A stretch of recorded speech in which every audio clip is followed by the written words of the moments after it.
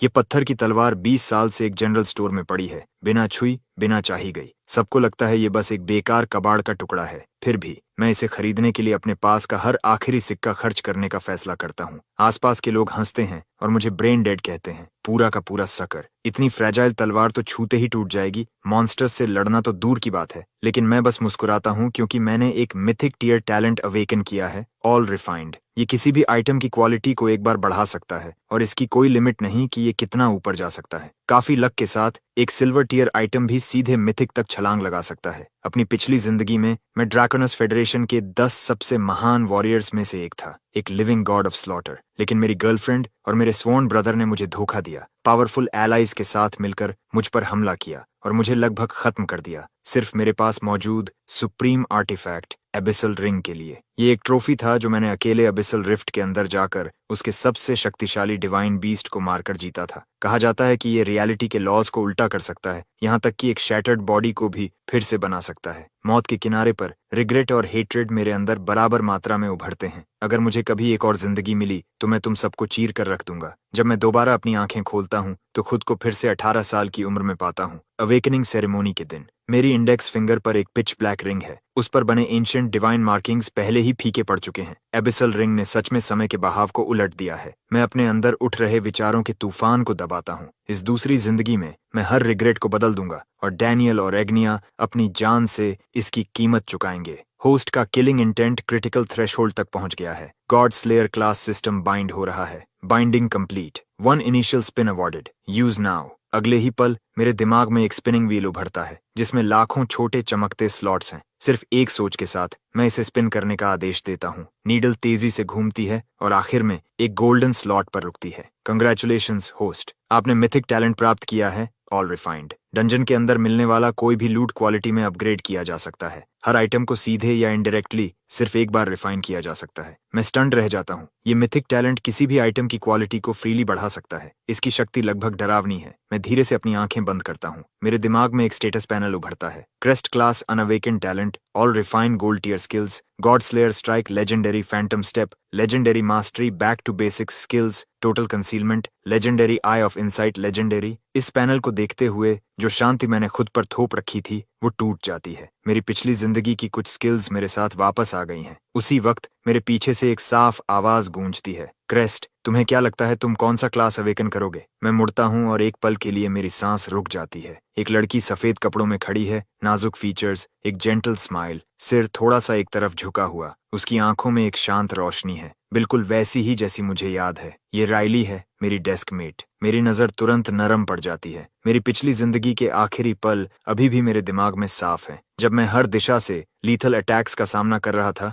Riley ही एक थी जो बिना अपनी जान की परवाह किए मेरे सामने खड़ी हो गई थी। उसी पल मुझे समझ आया, वही एक थी जिसने मुझे शुरू से अंत तक प्यार किया। वो बिना किसी रिग्रेट के अपनी जान देने को तैयार थी। उसे अब देखकर मेरे अंदर हजारों विचार उमड़ पड़ते हैं। मेरे पास कहने के लिए बहुत कुछ है और शुरुआत कहाँ से करूं ये नहीं पता। मेरी जलती हुई नजरों के नीचे राइली के गाल गुलाबी हो जाते हैं। तुम मुझे ऐसे क्यों देख रहे हो? उसे लंबे समय से मेरे लिए फीलिंग्स थीं और उसने कई बार इशारे भी किए थे, लेकिन मैंने हमेशा उसे नजरअंदाज किया। उसे पता था कि मेरी नजर सिर्फ स्कूल ब्यूटी एग्निया पर थी। मिस्टर स्टोनफेस, अब जाकर इस लड़की को नोटिस कर रहे हैं? तुम्हें बताने में बहुत देर हो गई। वो अपने हाथ कमर पर रखकर प्लेफुल अंदाज में मुस्कुराती है। धूप में उसका चेहरा चमकता हुआ लगता है, लेकिन जो वो एक्सपेक्ट नहीं करती वो मैं अगला करता हूँ। मैं आगे बढ़ता हूँ और उसे कसकर गले लगा लेता हूँ। राइली वहीं जम जाती है। उसका पूरा शरीर हल्का कांपता है, उसकी आंखें चौड़ी हो जाती हैं और लाल हो जाती हैं। वो लगभग अपना संतुलन खो देती है। क्या तुम क्या कर रहे हो? मैं उसे धीरे से छोड़ देता हूँ, चेहरे पर एक हल्की मुस्कान के साथ। मेरा अवेकनिंग बहुत डरावना होने वाला है। फिर मैं मुड़ जाता हूँ। हजारों शब्द मेरे सीने में भरे हैं, लेकिन मैं एक भी बाहर नहीं आने देता। राइली का चेहरा लाल हो जाता है। वो थोड़ा सिर झुकाकर मेरी पीठ की तरफ चोरी से देखती है, अभी भी पूरी तरह संभली नहीं है। अगला, Daniel, hidden combat class, armour breaker, इनेट attribute rank, 8 stars. Teacher की अनाउंसमेंट भीड़ में हलचल मचा देती है। 8 स्टार टैलेंट और एरन फॉल फर्स्ट एकेडमी में साल की शुरुआत में ही एक मिल गया। सिर्फ स्टूडेंट्स ही नहीं, लीडरशिप सीट्स पर बैठे फैकल्टी मेंबर्स भी खुलकर खुश होते हैं। एक्सीलेंट, साल की क्या शुरुआत है। मैं स्टेज पर खड़े डेनियल को देखता हूँ। मेरा चेहरा पूरी तरह अनरीडेबल था। उसका अवेकनिंग बिल्कुल मेरी पास्ट लाइफ जैसा ही है। उसका परिवार ड्रैकोनस फेडरेशन के सबसे पावरफुल परिवारों में से एक है। उन्होंने उस पर एंडलेस रिसोर्सेज खर्च किए, उसे असाधारण ऊंचाइयों तक धकेला, और उसमें मेरा भी हाथ था। मेरी पास्ट लाइफ में इस बार मुझे उसे शुरुआत से ही कुचलना होगा। इस खून के कर्ज को चुकाना ही होगा। अब राइली की बारी है। वह स्टेज तक जॉग करती हुई जाती है और अवेकनिंग मोनोलिथ पर अपना हाथ रखती है। एक हल्की ग्रे मिस्ट उठती है और धीरे धीरे एक एंशिएंट साइथ में बदल जाती है, जिस पर पुराने रूनिक इंस्क्रिप्शंस बने हैं। Hidden combat class, soul summoner, innate rank 7 stars. पूरा हॉल फिर से गूंज उठता है। किसी ने उम्मीद नहीं की थी कि इतनी जेंटल फेस वाली लड़की इतना डार्क और वायलेंट कुछ अवेकन करेगी। फिर मेरी बारी आती है। मैं अवेकनिंग मोनोलिथ तक जाता हूँ, धीरे से सांस लेता हूँ और अपना हाथ उस पर रख देता हूँ। अगले ही पल दुनिया बदल जाती है। एक टेरिफाइंग एनर्जी सर्ज बाहर फूट पड़ती है, जैसी पहले कभी नहीं देखी गई। हर स्टूडेंट और टीचर शॉक में आ जाता है। लीडरशिप रो में बैठे फैकल्टी मेंबर्स, 10 से ज्यादा लोग, विजिबली कांपने लगते हैं। क्या ये 9 स्टार्स से ऊपर का टैलेंट हो सकता है? मैं खुद भी हैरान हूँ। मेरा ओरिजिनल स्टार्टिंग क्लास असैसिन होना चाहिए था, लेकिन जो फिनोमिनन मेरे आसपास हो रहा है वो किसी भी ऑर्डिनरी असैसिन के बस की बात नहीं। तभी सिस्टम जवाब देता है, a new class has been bound to you. हवा में भरी टेरिफाइंग एनर्जी इकट्ठा होती है और कंप्रेस होकर एक लॉन्ग सोर्ड का शेप लेने लगती है। उसकी 3 फुट ब्लेड के आसपास की स्पेस में हेयरलाइन क्रैक्स पड़ने लगते हैं। Awakening complete. Mythic class, blade saint. मेरा सिर घूमने लगता है। ये मिथिक है, लेजेंडरी से एक पूरा टियर ऊपर। इतिहास में किसी ने भी शुरुआत में मिथिक क्लास अवेकन नहीं किया। शायद मैं ही पहला हूँ। मैं तुरंत अपना passive skill total concealment activate करता हूँ और अपने ब्लेड सेंट क्लास को एक सिमिलर साउंडिंग सोर्ड चैनलर में डिस्गाइज कर देता हूँ। मैं किसी को नहीं बता सकता कि मैं असल में क्या हूँ। इससे जो ट्रबल आएगा वो वर्थ नहीं है। अवेकनिंग मोनोलिथ के आसपास का फिनोमिनन शांत हो जाता है और एक सॉलिड लॉन्ग सोर्ड में कंडेंस हो जाता है। हर स्टूडेंट और फैकल्टी मेंबर उस मैसिव इथीरियल ब्लेड को घूर रहा है जो आसमान में सस्पेंडेड है। पूरा कैंपस एकदम साइलेंट हो जाता है। कुछ देर बाद अवेकनिंग टीचर मुश्किल से रिजल्ट अनाउंस करता है। Crest, इनेट attribute rank 10 stars. जैसे ही ये शब्द गिरते हैं, हॉल फट पड़ता है। 10 स्टार्स? ये बच्चा आखिर किस तरह का मॉन्स्टर है? मैंने सोचा था डेनियल का 8 स्टार आर्मर ब्रेकर ही इंसेन था, और अब ये एक परफेक्ट 10 स्टार्स। टीचर आगे बोलता है, हिडन क्लास, सोर्ड चैनलर। हॉल एक पल के लिए शांत हो जाता है, फिर दोबारा एक्सप्लोड कर उठता है। कोई वे नहीं। मुझे लगा ये सोर्ड्समैन होगा। ये सोर्ड चैनलर कैसे हो सकता है? उफ, एनवी से मर ही गया था। कम से कम सोर्ड चैनलर उन मैक्स्ड आउट स्टैट्स को बैलेंस कर देता है। भीड़ मिक्स्ड फीलिंग्स के साथ बड़बड़ाने लगती है। सरफेस पर सोर्ड चैनलर सोर्ड्समैन जैसा लगता है, लेकिन असल में दोनों बहुत अलग हैं। सोर्ड्समैन एक प्योर मेले क्लास है, जबकि सोर्ड चैनलर क्लोज और लॉन्ग रेंज दोनों में एक्सेल करता है। ये एक हिडन क्लास है जो फिजिकल और मैजिकल अटैक्स दोनों को साथ में डेवलप करता है, लेकिन इसकी सबसे बड़ी कमजोरी साफ है। ये शुरुआत में बहुत कमजोर होता है। ड्यूअल कल्टीवेशन में स्टैंडर्ड क्लास से कहीं ज्यादा एट्रीब्यूट इन्वेस्टमेंट चाहिए होता है, इसलिए अर्ली स्टेजेस में सोर्ड चैनलर एक ऑर्डिनरी सोर्ड्समैन से काफी पीछे रह जाता है। मैं अपना एक्सप्रेशन फ्लैट रखता हूँ। अगर मेरा असली क्लास ब्लेड सेंट सामने आ गया तो उसके कॉन्सिक्वेंसेस डबल एज्ड सोर्ड होंगे। ये रिस्क मैं नहीं ले सकता। फैकल्टी सीट्स भी उतनी ही जोर से गूंज रही हैं। गुड हेवंस, एक हिडन क्लास और 8-10 स्टार एट्रीब्यूट्स। आर्नफॉल सिटी में ऐसा टैलेंट दशकों में नहीं मिलेगा। हाँ, सोर्ड चैनलर शुरुआत में वीक होता है, लेकिन लेट गेम में इसकी पोटेंशियल इमेंस होती है। बस इसे पीक तक पहुंचने के लिए इनॉर्मस रिसोर्सेज चाहिए। डायरेक्टर होल्टन, स्कूल वॉल्ट में जाओ और तुरंत एक मैरो एसेंशन पिल लेकर आओ। मैं इसे इस स्टूडेंट को रिवॉर्ड के तौर पर दे रहा हूँ। प्रिंसिपल ग्रेसन का एक्सप्रेशन गंभीर है। वो डिसाइसिवली अपना हाथ हिलाते हैं। जैसे ही मैं स्टेज से नीचे उतरता हूँ,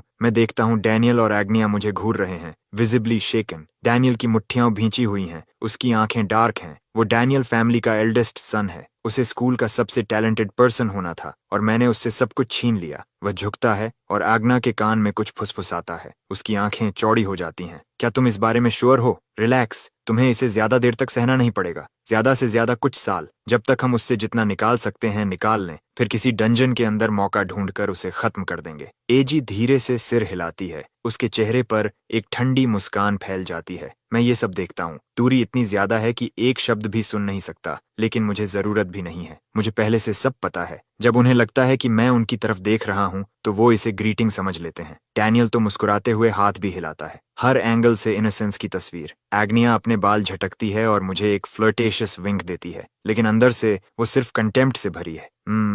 एक ब्रोक फूल तो ब्रोक फूल ही रहेगा। 10 स्टार एट्रीब्यूट्स के बाद भी ये अभी भी मेरे पीछे ही रेंग रहा है। पैथेटिक। लेकिन मैंने 2 जिंदगियां जी हैं। मैं उसे पूरी तरह देख सकता हूँ। जितना चाहे एरोगेंस में डूबी रहो, तुम आज की रात सरवाइव नहीं करोगी। मैं शांत और बिना जल्दबाजी के कदमों से अपनी क्लास की तरफ लौटता हूँ। मेरे क्लासमेट्स तुरंत मुझे घेर लेते हैं। सोर्ड चैनलर भले ही सबसे फ्लैशी क्लास ना हो, लेकिन मैक्स्ड आउट स्टैट्स लोगों को पतंगे की तरह खींच लेते हैं। कई लोग पास आकर मेरी चापलूसी करते हैं, कुछ तो पुरानी दोस्ती का नाटक भी करते हैं ताकि मेरे करीब आ सकें। मैं बस मुस्कुरा देता हूँ और सब जाने देता हूँ। चेहरा जानना और दिल जानना अलग बात है। इस लाइफ में मैं किसी पर आसानी से भरोसा नहीं करूंगा। राइली भीड़ के किनारे खड़ी है, दूरी से मुझे देख रही है। उसके चेहरे पर एक हल्की मुस्कान है, उसकी आंखों में जरा भी फ्लैटरी नहीं। उसे क्रेस्ट पसंद है, सिर्फ वही, उसके साथ आने वाली किसी चीज के लिए नहीं। अवेकनिंग सेरेमोनी जारी रहती है। बाकी ज्यादातर स्टूडेंट्स के टैलेंट्स साधारण हैं। एक एक्सेप्शन मेरा ध्यान खींचता है। क्लास 4 का जेन, वो 9 star hidden class, demon Hunter awaken करता है। इससे काफी हलचल होती है,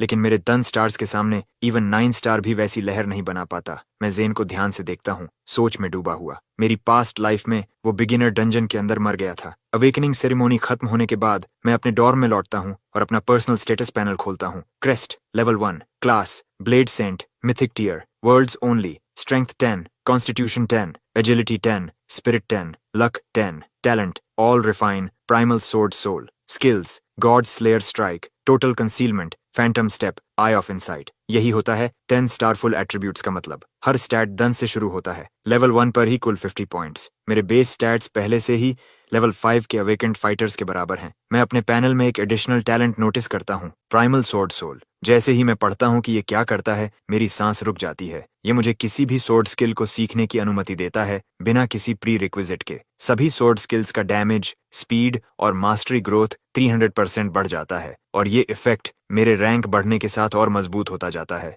मैं उन नंबर्स को अविश्वास से देखता हूँ। बाकी सब छोड़ भी दें, सिर्फ 3 गुना सोर्ड स्किल डैमेज ही काफी है। इसका मतलब है कि सबसे बेसिक आयरन सोर्ड के साथ भी मैं लेवल 3 से नीचे के किसी भी मॉन्स्टर को सोलो कर सकता हूँ, और ये तब है जब मुझे एक भी सोर्ड टेक्निक नहीं आती, और इसके ऊपर मेरे पास पास्ट लाइफ के स्किल्स भी हैं। प्रैक्टिकली मैं एक डुअल क्लास फाइटर जैसा हूँ, और अगर सोर्ड कभी काफी न हो तो मुझे बस एक डैगर निकालना होगा। कल सुबह बिगिनर डंजन डिसेंड करेगा, हर न्यूली अवेकेंड प्लेयर उसमें खींच लिया जाएगा, कोई एक्सेप्शन नहीं। मेरी पास्ट लाइफ में मैंने हिडन बॉस से बचकर निकलना चुना था। वो बहुत खतरनाक था, लेकिन इस बार मुझे उसके पीछे जाना ही होगा। मैं अभी शुरुआत में हूँ और मुझे हर रिसोर्स चाहिए। थोड़ा रिस्क लेना बनता है। मैं अकेला जाऊंगा और हिडन बॉस को खुद खत्म करूंगा। जहां तक राइली की बात है, वो ठीक रहेगी। मेरी पास्ट लाइफ के अनुसार उसने दूसरे ग्रुप के साथ सेफली डंजन कंप्लीट किया था, बिना एक स्क्रैच के। अब रिवेंज के बारे में सोचने का समय है। मेरे होंठों के कोने पर एक ठंडी मुस्कान उभरती है जब मैं अग्ना का भेजा हुआ मैसेज देखता हूँ। क्रेस्ट, क्या तुम्हें हमेशा से मैं पसंद नहीं थी?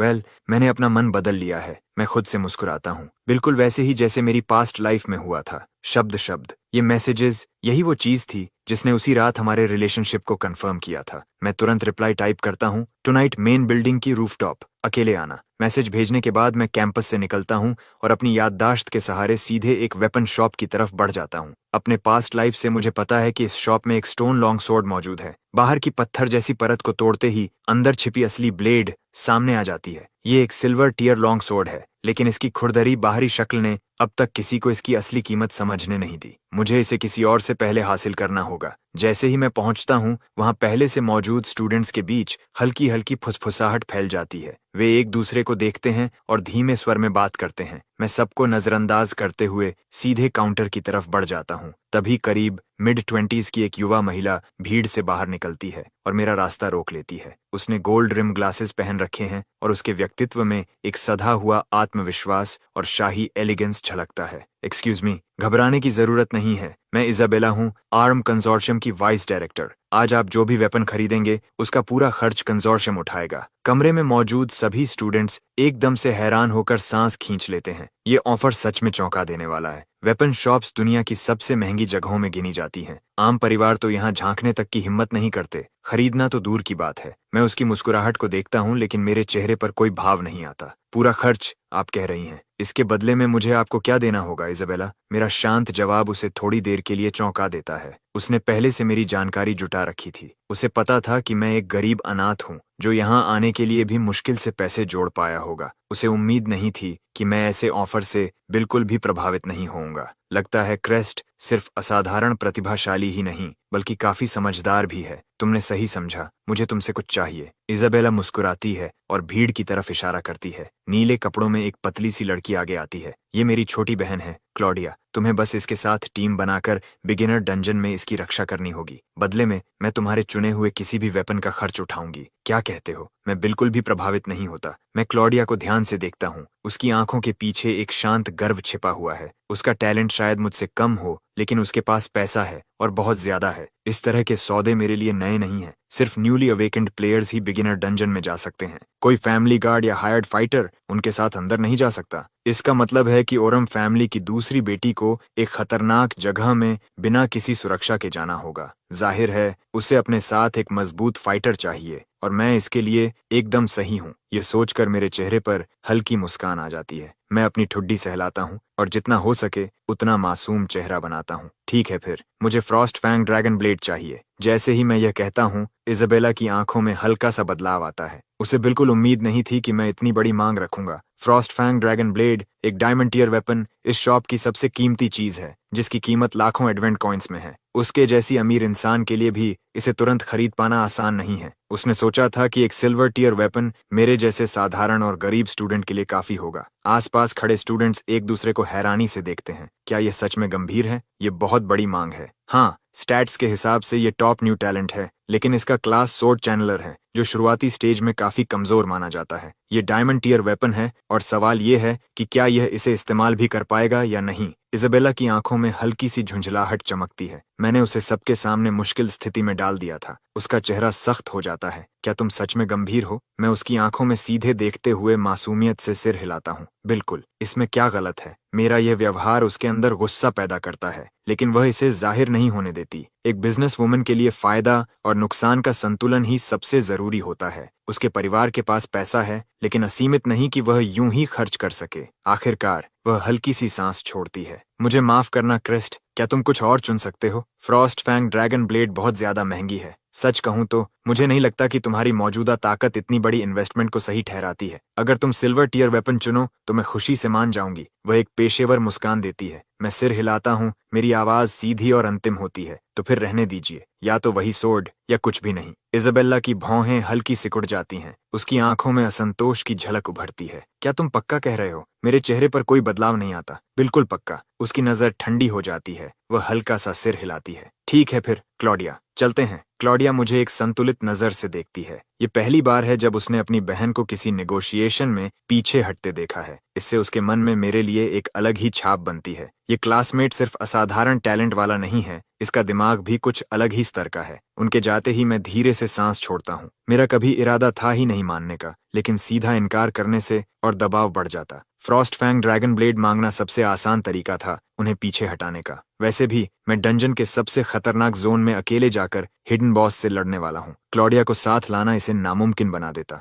मैं भीड़ को पार करता हूँ और अकेले काउंटर तक पहुँचता हूँ। मैं एक फीमेल अटेंडेंट की तरफ देखता हूँ। मेरे लिए वह स्टोन सोर्ड नीचे उतार दीजिए। अटेंडेंट रुकती है, फिर मेरी उंगली के इशारे का पीछा करती है। वहां दीवार के डिस्प्ले केस के पीछे एक बदसूरत उभरी खाबरी पत्थर की चीज लटकी हुई है, जो मुश्किल से लॉन्ग सोर्ड जैसी दिखती है। ये किसी हथियार से ज्यादा अधूरा पत्थर लगता है। इससे किसी को चोट पहुंचाना भी मुश्किल होगा। अटेंडेंट पलक झपकाती है, साफ तौर पर हैरान। क्या आप सच में यही लेना चाहते हैं? मैं सिर हिलाता हूँ। वह हल्की सांस लेकर डिस्प्ले स्क्रीन पर कुछ कमांड्स दबाती है, केस नीचे करती है और स्टोन सोर्ड मुझे थमा देती है। मैं सोर्ड को पकड़कर उसका वजन महसूस करता हूँ। मेरी आंखों में हल्की सुनहरी चमक उभरती है, क्योंकि आई ऑफ इनसाइट तुरंत वेपन को स्कैन करता है। Stone husk silver tier F rank dungeon के बीस्ट से गिरा हुआ अंदर सील्ड सिल्वर टियर ब्लेड मौजूद है। अपने पास्ट लाइफ में मैंने एक स्टूडेंट को यही सोर्ड खरीदते देखा था। डंजन के अंदर उसने गलती से पत्थर की परत तोड़ दी और तभी असली ब्लेड सामने आई। तभी मुझे इसका राज पता चला था। बुरा नहीं है। इसकी कीमत क्या है?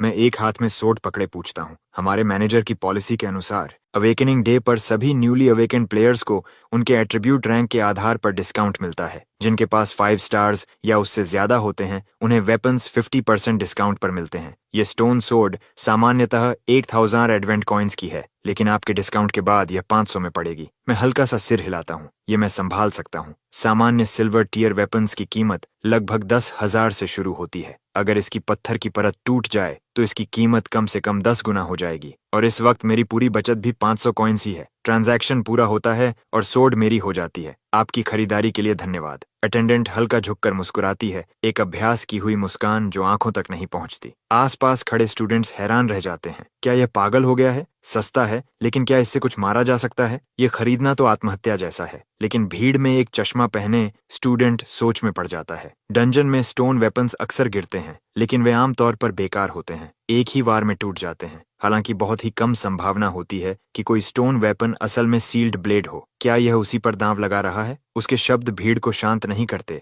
बल्कि और मजाक उड़ाने का कारण बनते हैं। मेरे पिता ब्लैकस्मिथ हैं। मुझे पता है कि ऐसी संभावना कितनी कम होती है। मैं कह सकता हूँ कि इस पूरी शॉप के सारे स्टोन वेपन्स मिलाकर भी एक ढंग की ब्लेड नहीं देंगे। 500 कॉइन्स ऐसे ऑड्स पर खर्च करना, ये पूरी तरह मूर्खता है। मैं उनकी बातें सुनता हूँ, फिर चलते चलते रुक जाता हूँ। मेरे होंठों के किनारे पर धीमी मुस्कान उभरती है। कोई शर्त लगाना चाहता है? अगर मैं इस सोर्ड को तोड़कर असली ब्लेड निकाल दूं, तो तुम मुझे 3000 एडवेंट कॉइन्स दोगे। अगर नहीं निकली तो मैं तुम्हें 5000 दूंगा। कोई तैयार है? मेरी आवाज पूरी शॉप में गूंजती है। स्टूडेंट्स, स्टाफ, यहाँ तक कि अटेंडेंट्स भी मुझे ऐसे देखते हैं जैसे मैं पागल हो गया हूँ। सील्ड ब्लेड मिलने की संभावना 1000 में 1, शायद 10,000 में 1 होती है। उनके मैनेजर या सबसे अनुभवी ब्लैकस्मिथ भी इस स्टोन में कुछ खास नहीं देख पाए, और फिर भी मैं इस पर दांव लगाने को तैयार हूँ। ये तो जैसे खुद पैसे बांटने जैसा है। स्टूडेंट्स तुरंत आगे आते हैं, इस मौके का फायदा उठाने के लिए उत्साहित। एक चौड़े कंधों वाला स्टूडेंट सबसे पहले आगे पहुंचता है, चेहरे पर जीत की चमक ली। मैं ये शर्त लेता हूँ।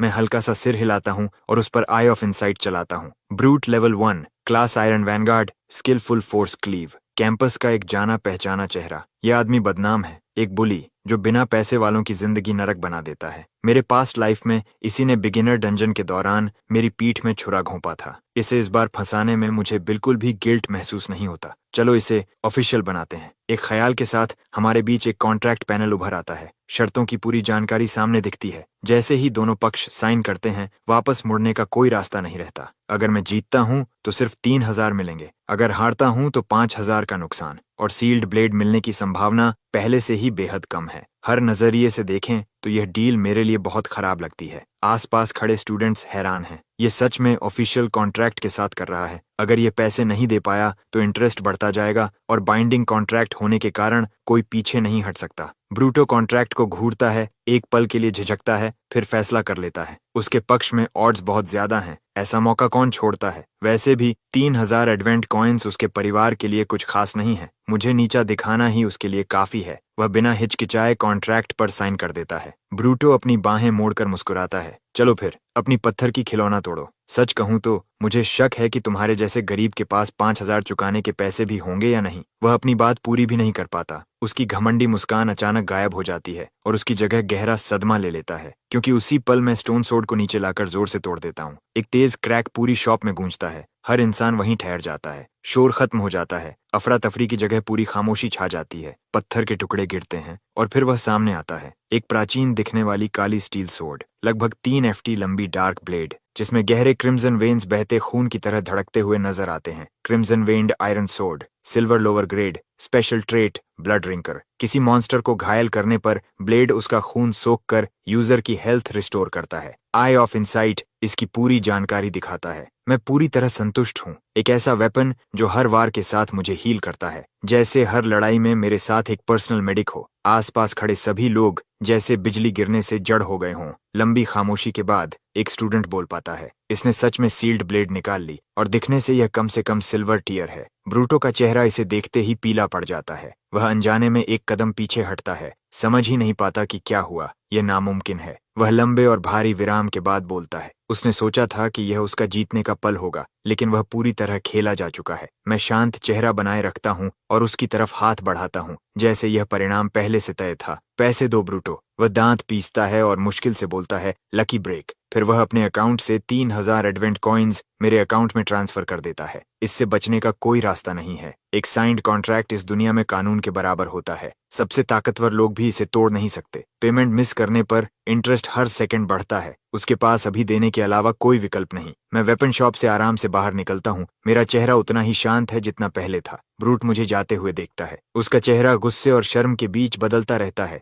जैसे वह फटने वाला हो। उसकी आवाज धीमी और कांपती हुई निकलती है। क्रेस्ट, मैं इसे नहीं भूलूंगा। अपने प्राइवेट डॉर्म रूम में वापस आकर मैं सोर्ड को सामने रखता हूँ और ऑल रिफाइन एक्टिवेट करता हूँ। एक पवित्र सुनहरी रोशनी फैलती है और सोर्ड मेरी आंखों के सामने बदलने लगती है। ब्लड थर्स्ट ब्लेड, सिल्वर अपर ग्रेड। ब्लड रिंकर, किसी मॉन्स्टर को घायल करने पर हेल्थ रिस्टोर होती है। ब्लड किल, किसी मॉन्स्टर को मारने पर 30 सेकंड्स के लिए सभी एट्रीब्यूट्स 5 पॉइंट्स बढ़ जाते हैं। मैं सच में हैरान हूँ। ये टैलेंट अपने नाम के मुताबिक है, सीधे लोअर सिल्वर से अपर सिल्वर तक का जंप, और साथ में एक नया स्पेशल इफेक्ट अनलॉक हो गया। ब्लेड खुद भी बदल गई है, ज्यादा भारी, ज्यादा तेज, बस पकड़ते ही फर्क महसूस होता है। मैं खिड़की से बाहर देखता हूँ, रात हो चुकी है। इसका मतलब है अब एजीएन से मिलने का समय आ गया है। मैं अकेले डॉर्म से बाहर निकलता हूँ। कुछ ही पलों बाद मैं रूफटॉप पर खड़ा हूँ। मेरी जेब में एक साधारण डैगर छुपा हुआ है। गॉड स्लेयर स्ट्राइक अपनी पूरी ताकत डैगर के साथ दिखाता है। सोर्ड के साथ इसका पावर काफी कम हो जाता है। मैं आग्ना को अपने सबसे ताकतवर मूव से खत्म करने वाला हूँ। क्रेस्ट, क्या तुम्हें सच में इतनी सुनसान जगह चुननी थी? आग्ना एक स्लीक ब्लैक ड्रेस में आती है। उसकी बेचैनी मुश्किल से छिप रही है। मैंने कहा था कि मैंने अपना मन बदल लिया है, लेकिन पहले मैं तुम्हें एक ट्रायल पीरियड से गुजरने दूंगी, फिर फैसला करूंगी। सब कुछ इस पर निर्भर करेगा कि तुम कैसा परफॉर्म करते हो। वह धीमी चालाक मुस्कान के साथ बात खत्म करती है। मैं अंदर ही अंदर ठंडा हंसता हूँ। ट्रायल पीरियड, असल में इसका मतलब है मुझे एक आज्ञाकारी नौकर की तरह इस्तेमाल करना, दिन रात डंजन में लड़ना और फिर ज्यादातर रिवॉर्ड्स उसे दे देना। अब पीछे मुड़कर देखता हूँ तो मैं पूरी तरह बेवकूफ था। मैंने अपनी कमाई का लगभग सब कुछ उसे दे दिया था। चांदनी के नीचे मेरी मुस्कान अब खून की प्यास से भरी लगती है और अग्निया इसे महसूस कर लेती है। उसकी रीढ़ में सिहरन दौड़ जाती है। तुम ऐसे क्यों मुस्कुरा रहे हो? उसे महसूस होता है कि मेरे अंदर कुछ बदल गया है, कुछ ऐसा जिसे वह समझ नहीं पा रही। मैं बिना किसी भाव के उसकी तरफ बढ़ता हूँ। हर कदम के साथ उसे और साफ महसूस होता है। मेरे अंदर से निकलती किलिंग इंटेंट ठंडी तलवार की तरह फैल रही है। कुछ गलत है। वह घबराने लगती है। क्रेस्ट, रुक जाओ और पास मत आओ। वह अपने हाथ उठाकर धीरे धीरे पीछे हटती है, खुद को तैयार करते हुए। मैं उसकी बात का कोई जवाब नहीं देता। एक झटके में मैं आगे बढ़ता हूँ और जेब से डैगर निकाल लेता हूँ। जैसे ही वह डैगर देखती है, एग्नेस की आंखें डर से फैल जाती हैं। उसने कभी सोचा भी नहीं था कि मैं इतना निर्दयी हो सकता हूँ। अब उसे समझ आता है कि मैंने इतनी सुनसान जगह क्यों चुनी। घबरा कर वह चिल्लाती है, तुम मुझे छूने की हिम्मत करोगे? डेनियल तुम्हें इसकी कीमत चुकवाएगा। मैं जानबूझकर उलझन भरा चेहरा बनाता हूँ और रुक जाता हूँ। डेनियल का नाम क्यों ले रही हो? मेरी प्रतिक्रिया उसे यकीन दिलाती है कि उसने मुझे डरा दिया है। डेनियल का परिवार ड्रैकोनस फेडरेशन के 3 सबसे ताकतवर परिवारों में से एक है। 10 स्टार टैलेंट भी उनके सामने नहीं टिक सकता। ठीक है, मैं बता देती हूँ। डेनियल ने ही मुझे तुम्हारे करीब आने के लिए भेजा था। तुम अब तक समझ ही गए होंगे, इसीलिए मैं नाटक खत्म कर रही हूँ। क्या तुम्हें सच में लगा कि तुम्हारे जैसे गरीब इंसान से मैं प्रभावित हो जाऊंगी और तुम मुझे मारना चाहते हो? कितना हास्यास्पद है। सिर्फ डेनियल का नाम लेना ही तुम्हें रोकने के लिए काफी है। वह घमंड से भरी खड़ी रहती है। उसकी मुस्कान ठंडी और निर्दयी है, लेकिन उसे जो मिलता है वह उसकी उम्मीद से बिल्कुल अलग है। मैं न कांपता हूँ न हिचकिचाता हूँ। मेरी आवाज पूरी तरह शांत होती है। अच्छा, मरने के लिए तैयार हो? वह एकदम स्थिर हो जाती है। उसे लगा था कि उसका नाम मुझे रोक देगा, इसलिए उसने इतने जहरीले शब्द बोले। हिम्मत है तो करके दिखाओ। वह अपनी बात पूरी भी नहीं कर पाती। मैं हरकत करता हूँ। मेरा पूरा शरीर खून जैसे लाल प्रकाश की एक लकीर बन जाता है, एक भयानक लहर जो आग्ना को एक पल में निगल लेती है। उसे लगता है जैसे वह खून के समुद्र और लाशों के पहाड़ों में डूब गई हो। चारों तरफ चीखती आत्माओं की आवाज गूंज रही हो। ब्लेड उसकी गर्दन पर एक सीधी रेखा खींच देता है। उसकी आंखों में सिर्फ अविश्वास बचता है। उसका सारा घमंड एक पल में खत्म हो जाता है। उसका शरीर गिर जाता है। मैं उसके शरीर की तरफ देखता हूँ। मेरे अंदर एक अजीब संतोष है और उसके नीचे गहरी थकान। मेरा दिमाग धुंधला होने लगता है। स्पिरिट एनर्जी खत्म होने के संकेत। गॉड स्लेयर स्ट्राइक अभी भी बहुत महंगा है। मेरे मौजूदा लेवल पर मैं इसे पूरी ताकत से इस्तेमाल भी नहीं कर सकता। थोड़ी देर आराम करने के बाद मैं झुकता हूँ और एग्नेस की जेब से उसका फोन निकालता हूँ। मैं हमारे बीच के सारे मैसेजेस डिलीट करता हूँ, फिर फोन को अपने हाथ में तोड़ देता हूँ। जैसे ही मैं डॉर्म में वापस आता हूँ, दरवाजे के बाहर एक बॉक्स रखा मिलता है जिसके ऊपर प्रिंसिपल ग्रेसन के साइन वाला लेटर है। बॉक्स के अंदर 2 चीजें हैं, मैरो एसेंशन पिल, गोल्ड, मिड ग्रेड। इसे लेने पर शरीर को अंदर से साफ करता है और फिजिकल एट्रीब्यूट्स बढ़ाता है। हर व्यक्ति पर सिर्फ एक बार असर करता है। मौजूदा कीमत 200,000 advent coins. Serpent scale shadow armour, silver, mid grade. एक मास्टर आर्मर स्मिथ द्वारा बनाया गया, पहनने पर फुसफुसाहट जितना शांत और क्लॉज, ब्लेड्स व अन्य शार्प अटैक्स को रोकने में सक्षम। कीमत 5000 एडवेंट कॉइन्स। मेरी आंखें तेज हो जाती हैं। ग्रेसन बिल्कुल भी कंजूसी नहीं करता। सिर्फ मैरो असेंशन पिल ही नहीं बल्कि एक डिफेंसिव आर्मर भी देता है। वह साफ तौर पर मेरी सुरक्षा में पूरा निवेश करना चाहता है। दुर्भाग्य से ये दोनों आइटम्स प्राइमारा के स्मिथ्स और एल्केमिस्ट्स द्वारा बनाए गए हैं,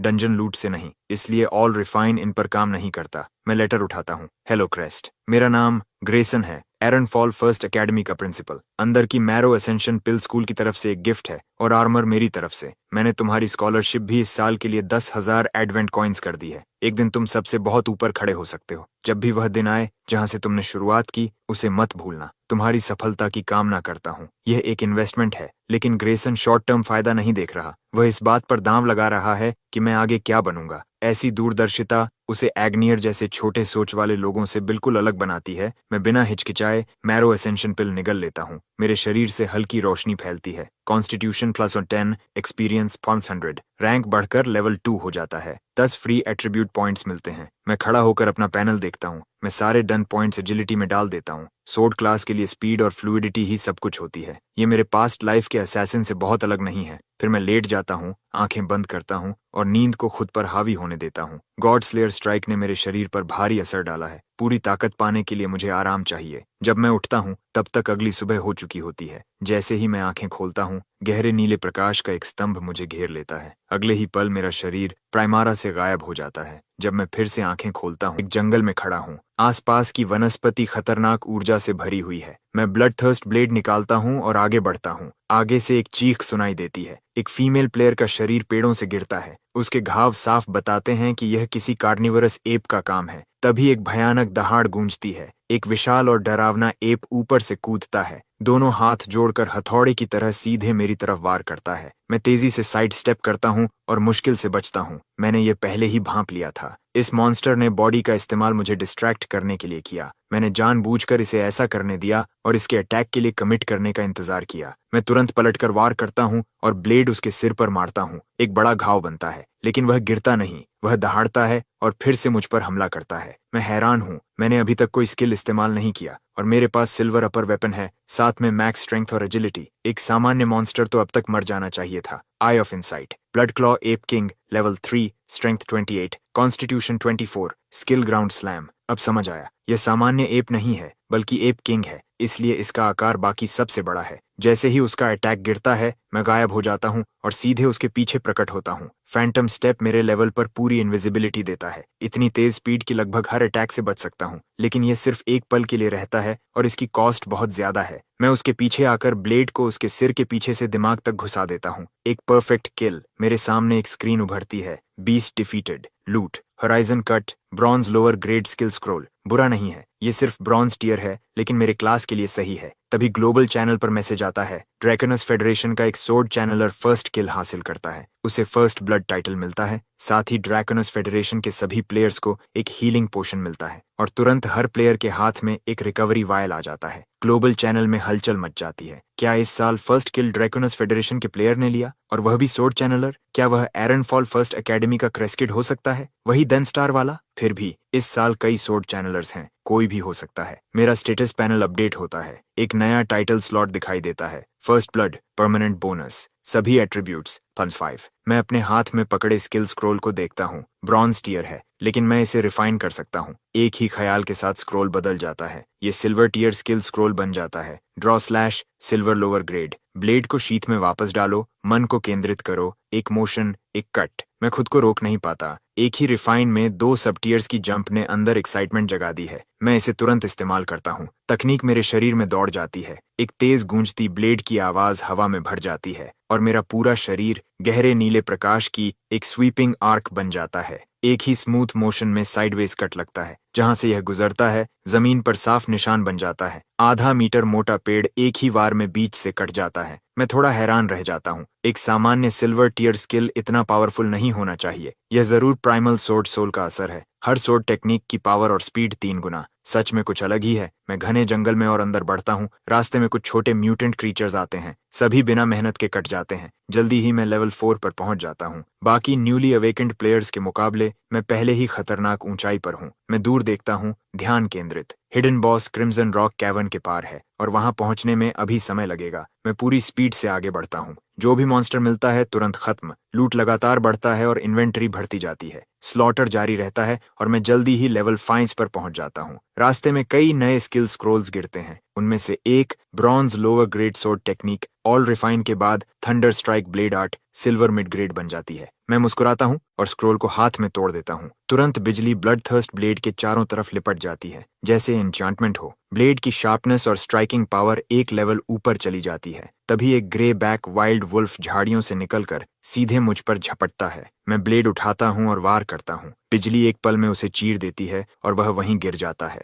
जैसे ही मैं सोर्ड शीथ करने लगता हूँ, आगे जंगल से एक साथ कई आवाजें गूंजती हैं। मेरी पकड़ टाइट हो जाती है। मैं देखता हूँ, हर दिशा से दर्जनों ग्रे बैक म्यूटेंट वुल्व्स मुझे घेर रहे हैं। तेज पंजे जो इंसान को पल भर में चीर सकते हैं। मेरे शरीर में ठंडी लहर दौड़ती है। इससे बुरा लक नहीं हो सकता। ये कम से कम स्मॉल बीस्ट टाइड है। कोई भी सामान्य टीम यहाँ खत्म हो जाती। एक पल के लिए मैं सोचता हूँ, फैंटम स्टेप मुझे बाहर निकाल सकता है, लेकिन इतना एक्सपीरियंस छोड़ना मैं नहीं चाहता। मैं अपनी जीभ होंठों पर फेरता हूँ। मेरी आंखों में एक भूखी चमक आती है। आई ऑफ इनसाइट से मैं पैक को स्कैन करता हूँ। उनकी एजिलिटी अच्छी है, लेकिन मुझसे कम। मैं लड़ने का फैसला करता हूँ। ब्लड थर्स्ट ब्लेड के साथ हर किल मुझे तुरंत रिस्टोर करता है। अगर मैं पूरे पैक को खत्म कर दूं तो कई लेवल्स बढ़ सकते हैं। मैं गरजता हूं और आगे बढ़ता हूं, ड्रॉ स्लैश एक्टिवेट करते हुए। वुल्व्स डरते नहीं, उनकी संख्या ज्यादा है। जंगल उनकी आवाजों से भर जाता है। मैं वार करता हूं, ब्लेड पर बिजली चमकती है। मेरी मूवमेंट्स इतनी तेज हैं कि ब्लर हो जाती हैं। उनकी स्पीड के बावजूद मेरी सोर्ड्समैनशिप के सामने वे कुछ नहीं।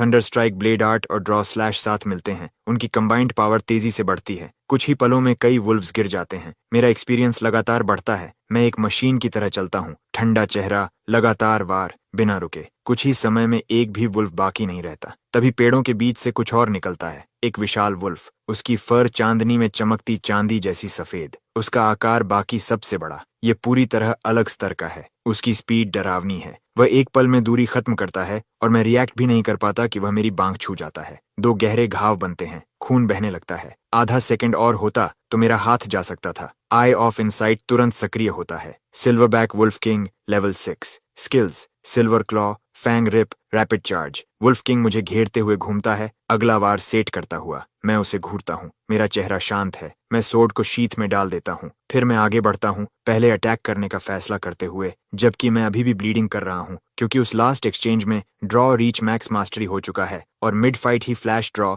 सिल्वर मिड ग्रेड में अपग्रेड हो गया। मैं ब्लेड को कसकर पकड़ता हूँ। स्पिरिट एनर्जी मेरे हाथ से होकर सोर्ड में दौड़ती है और एक पल में पूरी ब्लेड क्रैकलिंग लाइटनिंग की आर्क से जल उठती है। अगले ही मोमेंट मैं डीप ब्लू लाइटनिंग की एक स्ट्रीक बन जाता हूँ। ब्लेड प्योर लाइट की एक लाइन छोड़ते हुए सीधा कट करती है। ये स्लैश इतना तेज है कि वुल्फ किंग रिएक्ट करने का मौका भी नहीं पाता और जमीन पर गिर जाता है, dead. Wolf king slain. Experience plus 500, flash draw mastery plus 145, thunder strike blade art mastery plus 100 loot, iron cleave, bone splitter, wolf king's heart. बाकी के वुल्व्स जम जाते हैं, फिर पैनिक में आ जाते हैं। जो ज्यादा कावडली हैं वो पहले ही मुड़कर भागने लगते हैं। मैं तुरंत उनका पीछा करता हूँ, पैक के बीच फैंटम की तरह मूव करते हुए। एक भी नहीं बचता। हर एक वुल्फ मेरी ब्लेड से गिरता है। मेरा लेवल सीधा 10 तक जंप कर जाता है। इसकी स्पीड अनमैच्ड है। Rank up quest slay the guardian of crimson rock cavern. Reward advance to first rank blade saint. जब ऑर्डिनरी प्लेयर्स अपना रैंक अप क्वेस्ट कंप्लीट करते हैं तो वो अपनी फर्स्ट ट्रू क्लास चूज कर सकते हैं।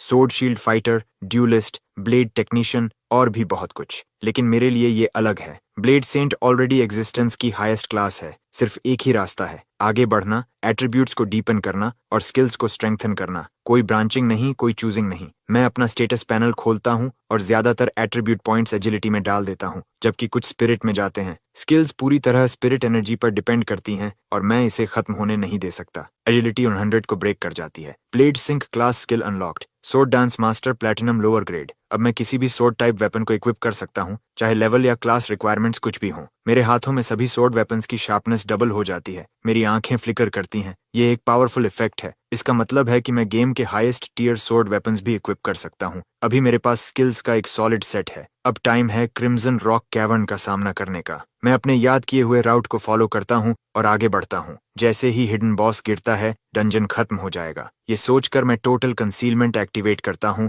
अपने किल काउंट और लेवल को पूरी तरह हाइड कर देता हूँ। वंस एक्टिव, डंजन का एब्सोल्यूट सिस्टम भी इसे ट्रैक नहीं कर सकता। इसका मतलब है कि मैं किसी भी लीडर बोर्ड पर दिखाई नहीं दूंगा। अभी के लिए यही मुझे चाहिए, लेकिन कंसीलमेंट कितना भी डीप क्यों ना हो, डंजन खत्म होते ही ट्रू रैंकिंग सामने आ जाएंगी, और जब वो सामने आएंगी मेरे रिजल्ट्स पूरी दुनिया को हिला देंगे। अभी के लिए मुझे शांत रहना है। जब मैं हिडन बॉस का सामना करूंगा, मैं किसी भी कॉम्प्लिकेशन का रिस्क नहीं ले सकता। उसी समय एरन फॉल फर्स्ट एकेडमी के कॉन्फ्रेंस रूम के अंदर स्कूल का सीनियर स्टाफ टेंस साइलेंस में खड़ा है। हर किसी की नजर सामने लगी स्क्रीन पर है। Beginner dungeon 144 leader board. First place level 8 Lucas, second level 7 Jay, third level 6 player A. Aaron Fall और आसपास के सिटीज के स्ट्रॉन्ग न्यू टैलेंट्स रैंकिंग्स में भरे हुए हैं, लेकिन क्रेस्ट कहीं भी नहीं है, टॉप 500 में भी नहीं। ये क्या हो रहा है? उसकी क्लास सोर्ड चैनलर हो सकती है, लेकिन उसके स्टैट्स मैक्स्ड हैं। इवन अगर उसकी स्किल्स अभी स्ट्रांग नहीं है, तो भी शेयर फोर्स से कुछ किल्स तो होनी चाहिए। वो टॉप 500 में भी क्यों नहीं है? प्रिंसिपल ग्रेसन अपने आर्म्स क्रॉस किए खड़ा है, एक्सप्रेशन ग्रेव।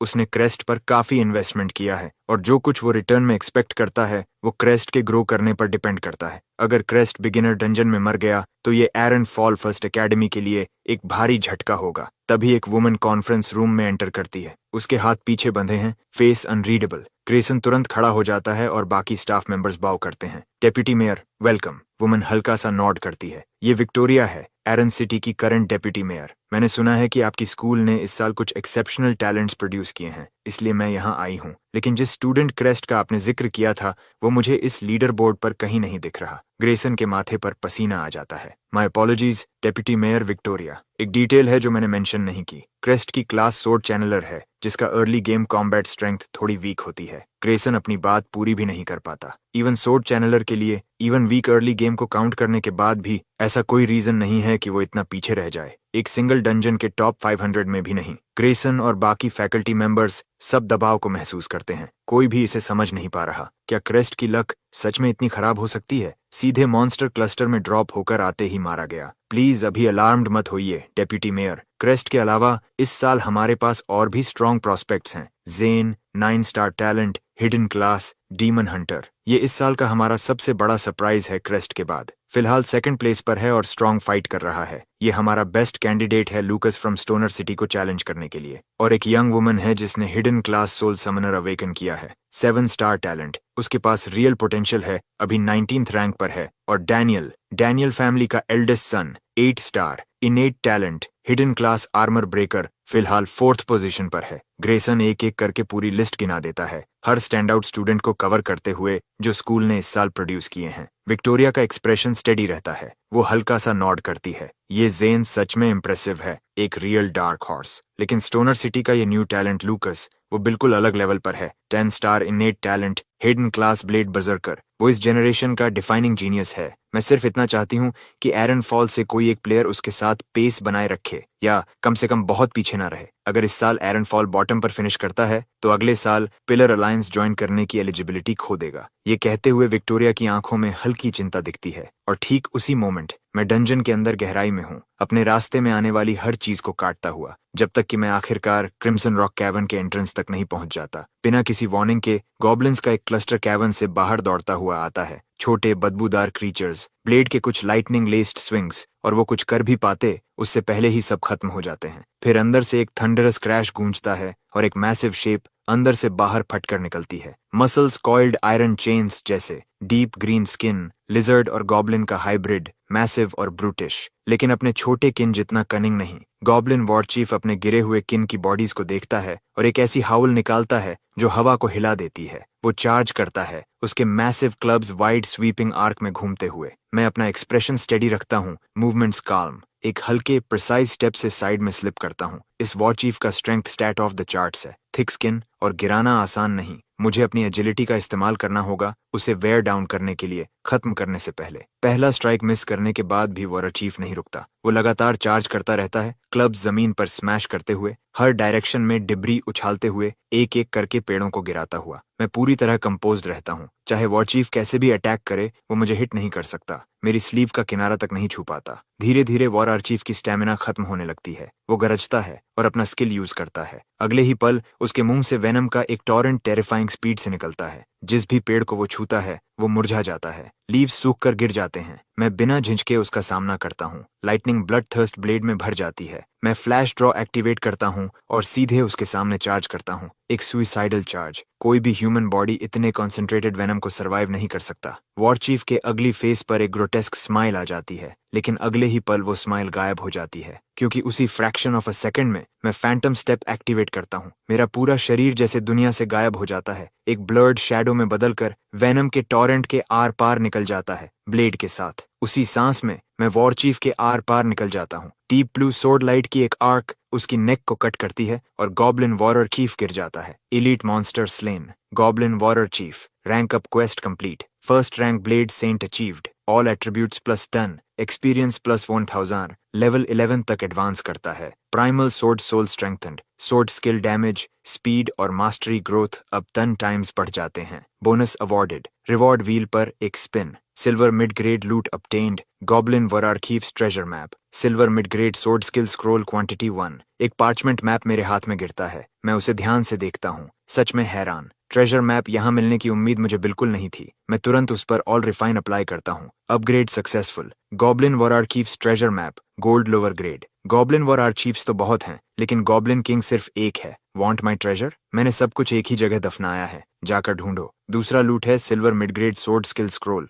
मैं उस पर फिर से ऑल रिफाइन अप्लाई करता हूँ और इस बार वो सीधा गोल्ड अपर ग्रेड तक जंप करता है, प्लैटिनम से सिर्फ एक टियर नीचे। Skill learned. Sword command, gold upper grade. मेरे चेहरे पर एक हल्की मुस्कान आ जाती है। इतनी सारी स्किल्स में से ये बिल्कुल परफेक्ट है। ये मेरे सोर्ड चैनलर डिस्गाइज को पूरी तरह कन्विंसिंग बना देगा। एक थॉट के साथ ब्लड थर्स्ट ब्लेड कांपने लगती है, फिर हम करती है और फिर पूरी तरह हवा में उठ जाती है। वो मेरे चारों तरफ ऑर्बिट करती है, घूमती है और प्रिसीजन से स्ट्राइक करती है, जैसे वो मेरे हाथ का एक्सटेंशन हो। डाउनसाइड ये है कि जब सोर्ड मेंटल कंट्रोल में उड़ रही होती है तब फ्लैश ड्रॉ और thunder strike blade art use नहीं किए जा सकते, लेकिन मास्टरी बढ़ने के साथ कुछ भी पॉसिबल हो जाता है। मैं सिस्टम को कॉल करता हूँ और फैमिलियर स्पिन व्हील मेरे दिमाग में उभर आता है। नीडल घूमती है और एक लेजेंडरी टैलेंट पर रुक जाती है। Passive mastery, legendary tier obtained। अब सभी स्किल्स हर समय ऑटोमेटिकली मास्टरी में ग्रो करेंगी। मैं डिस्क्रिप्शन को देखता रह जाता हूँ, सच में स्टन्ड। मैं सिर्फ एग्जिस्ट करके स्ट्रॉन्गर हो जाऊंगा। मैं क्रिम्सन रॉक कैवर्न में कदम रखने ही वाला था कि रुक जाता हूँ। मेरे पीछे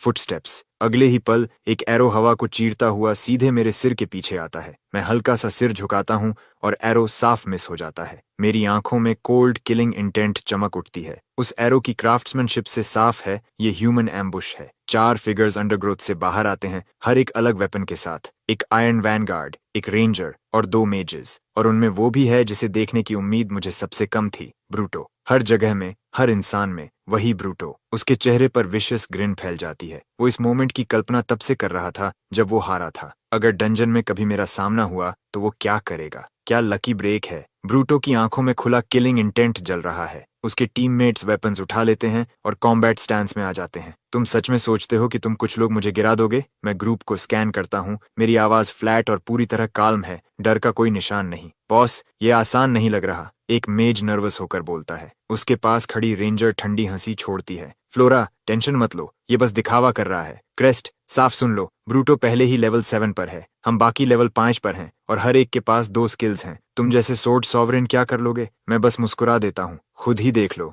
रेंजर सबसे पहले मूव करता है, बो ड्रॉ करता है। डार्क रेड लाइट से लिपटा एरो मेरी तरफ आता है। मैं उसे आते हुए देखता हूँ और हिलता तक नहीं। ये ट्रैकिंग एरो है, चाहे जितना डॉज करो ये पीछा करेगा। इसलिए मैं सोर्ड स्विंग करता हूँ और उसे हवा में ही 2 टुकड़ों में काट देता हूँ। मैं कदम जमाता हूँ और आगे बढ़ता हूँ। लाइटनिंग मेरी ब्लेड पर क्रैकल करती है। स्ट्राइक इतनी तेज है कि दिखती भी नहीं। कोई रिएक्ट करे उससे पहले ही मैं रेंजर के सामने हूँ। एक थ्रस्ट उसकी थ्रोट में और खत्म। बाकी तीनों शॉक्ड रह जाते हैं। उन्होंने कभी नहीं सोचा था कि मैं इतना तेज मूव करूंगा या बिना हेजिटेशन के इतना रूथलेस स्ट्राइक करूंगा। सर्वाइवर्स के बीच एंगर भड़क उठता है। मेल मेज आखिर अपना स्किल यूज करता है। बास्केटबॉल जितना बड़ा फायरबॉल हवा में बनता है और मेरी तरफ फेंका जाता है। मुझे सिर्फ बोर्डम महसूस होता है। ये लोग बहुत वीक हैं, इनके साथ फाइट करना टाइम वेस्ट है। मेरा एक्सप्रेशन ठंडा हो जाता है। मैं ड्रॉ और फ्लैश एक्टिवेट करता हूँ। अगले ही पल मैं एक ब्लर बन जाता हूँ। फायरबॉल मेरे पास आने से पहले ही स्मोक में बदल जाता है। बिना रुके मैं ब्लू लाइट की स्लैश की तरह हवा में स्ट्रीक करता हूँ और मेज के शरीर के आर पार निकल जाता हूँ। एक स्ट्राइक, खत्म। फ्लोरा और ब्रूटो स्टंड खड़े हैं। एक स्किल, एक किल फुल हेल्थ के साथ। इस लेवल की पावर के पीछे के स्टैट्स डरावने हैं। शुरू से लेकर अब तक मैंने सिर्फ 2 बार स्वॉर्ड स्विंग की है, हर स्ट्राइक पर एक किल। उस तरह की स्ट्रेंथ बिल्कुल absurd है। क्या मेरा लेवल सच में ब्रूट से भी हायर हो सकता है? दोनों में से कोई भी इस बात पर यकीन नहीं कर पाता। फ्लोरा, डर मत, ये सिर्फ अच्छा गियर है, ब्रूटो गरजता है। उसे पता है कि अब ये फाइट टू द डेथ है, इसीलिए वो किसी भी हालत में आगे बढ़ता है। फ्लोरा सिर हिलाती है, अपना स्टाफ उठाती है और एनर्जी चैनल करना शुरू करती है। एक वाटर स्पीयर धीरे धीरे बनता है और हवा में हवर करने लगता है। ब्रूट का मैसिव शरीर आगे लपकता है, धूल का गुबार उड़ाते हुए। उसका एंशिएंट शील्ड उसके चारों तरफ बैरियर बना लेता है और उसी मोशन में उसका राइट हैंड एक भारी क्लीवर सीधा मेरी तरफ गिराता है। मैं उस चमकती ब्लेड को बिना झिझक देखता हूँ। बस एक सिंपल लीन और स्ट्राइक मिस हो जाता है। मैं घूमता हूँ और लाइटनिंग फास्ट मोशन में थ्रस्ट करता हूँ। ब्रूट के सिर में डर की सिहरन दौड़ जाती है। वो जल्दी से अपना शील्ड उठाता है।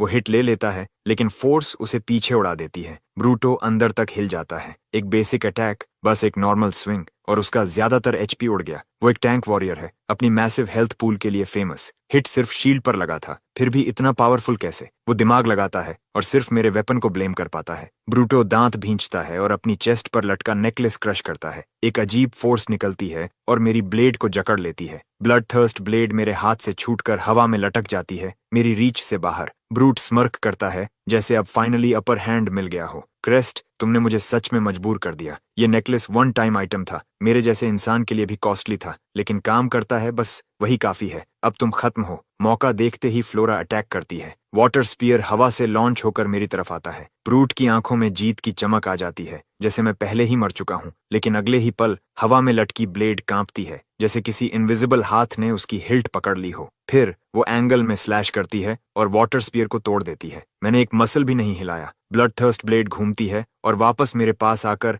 हवा में शांत हवर करने लगती है। ब्रूटो का चेहरा पत्थर जैसा सफेद पड़ जाता है, उसकी आवाज कांपती है। ये लेट गेम स्किल है, क्रेस्ट के पास अभी कैसे? मेरा एक्सप्रेशन बर्फ जैसा ठंडा है। मैं दूर से ब्रूटो की तरफ इशारा करता हूँ। ब्लड थर्स्ट ब्लेड एक काले साए की तरह उसकी तरफ शूट करती है। ब्रूटो डेस्परेट होकर रेजिस्ट करता है, 2 ब्लॉक्स मैनेज करता है, लेकिन ब्लेड आखिर उसकी थ्रोट तक पहुंच जाती है। मरते वक्त भी उसकी आंखों में शॉक जमी रहती है। आखिरी बची फ्लोरा का चेहरा पूरी तरह सफेद हो जाता है और वो जमीन पर गिरकर कांपने लगती है। मैं गलत थी, प्लीज मुझे मत मारो, मैं कुछ भी करूंगी। लेकिन मैं उसे देखता हूँ और बस सिर हिला देता हूँ। कुछ गलतियां वापस नहीं ली जा सकती। मैं अपनी ब्लेड उठाता हूँ और उसे खत्म कर देता हूँ। 4 मैन स्क्वाड को हराने पर प्लस 288 एक्सपी, लेवल 12। मैं स्कारलेट रॉक कैवर्न की गहराई की तरफ मुड़ता हूँ। अब अंदर जाने का वक्त है। अंदर पूरा अंधेरा है, बैट्स के झुंड शैडोज में उड़ते हैं, माहौल बेहद अनसेटलिंग है। मैं गॉब्लिन किंग्स ट्रेजर मैप निकालता हूँ और उसे ध्यान से देखता हूँ। प्लान साफ है, पहले लूट फिर हिडन बॉस। मैं मैप के कोऑर्डिनेट्स फॉलो करता हूँ। म्यूटेंट फ्रॉग्स और कभी कभी डार्क फेदर और क्लॉ मुझ पर अटैक करते हैं,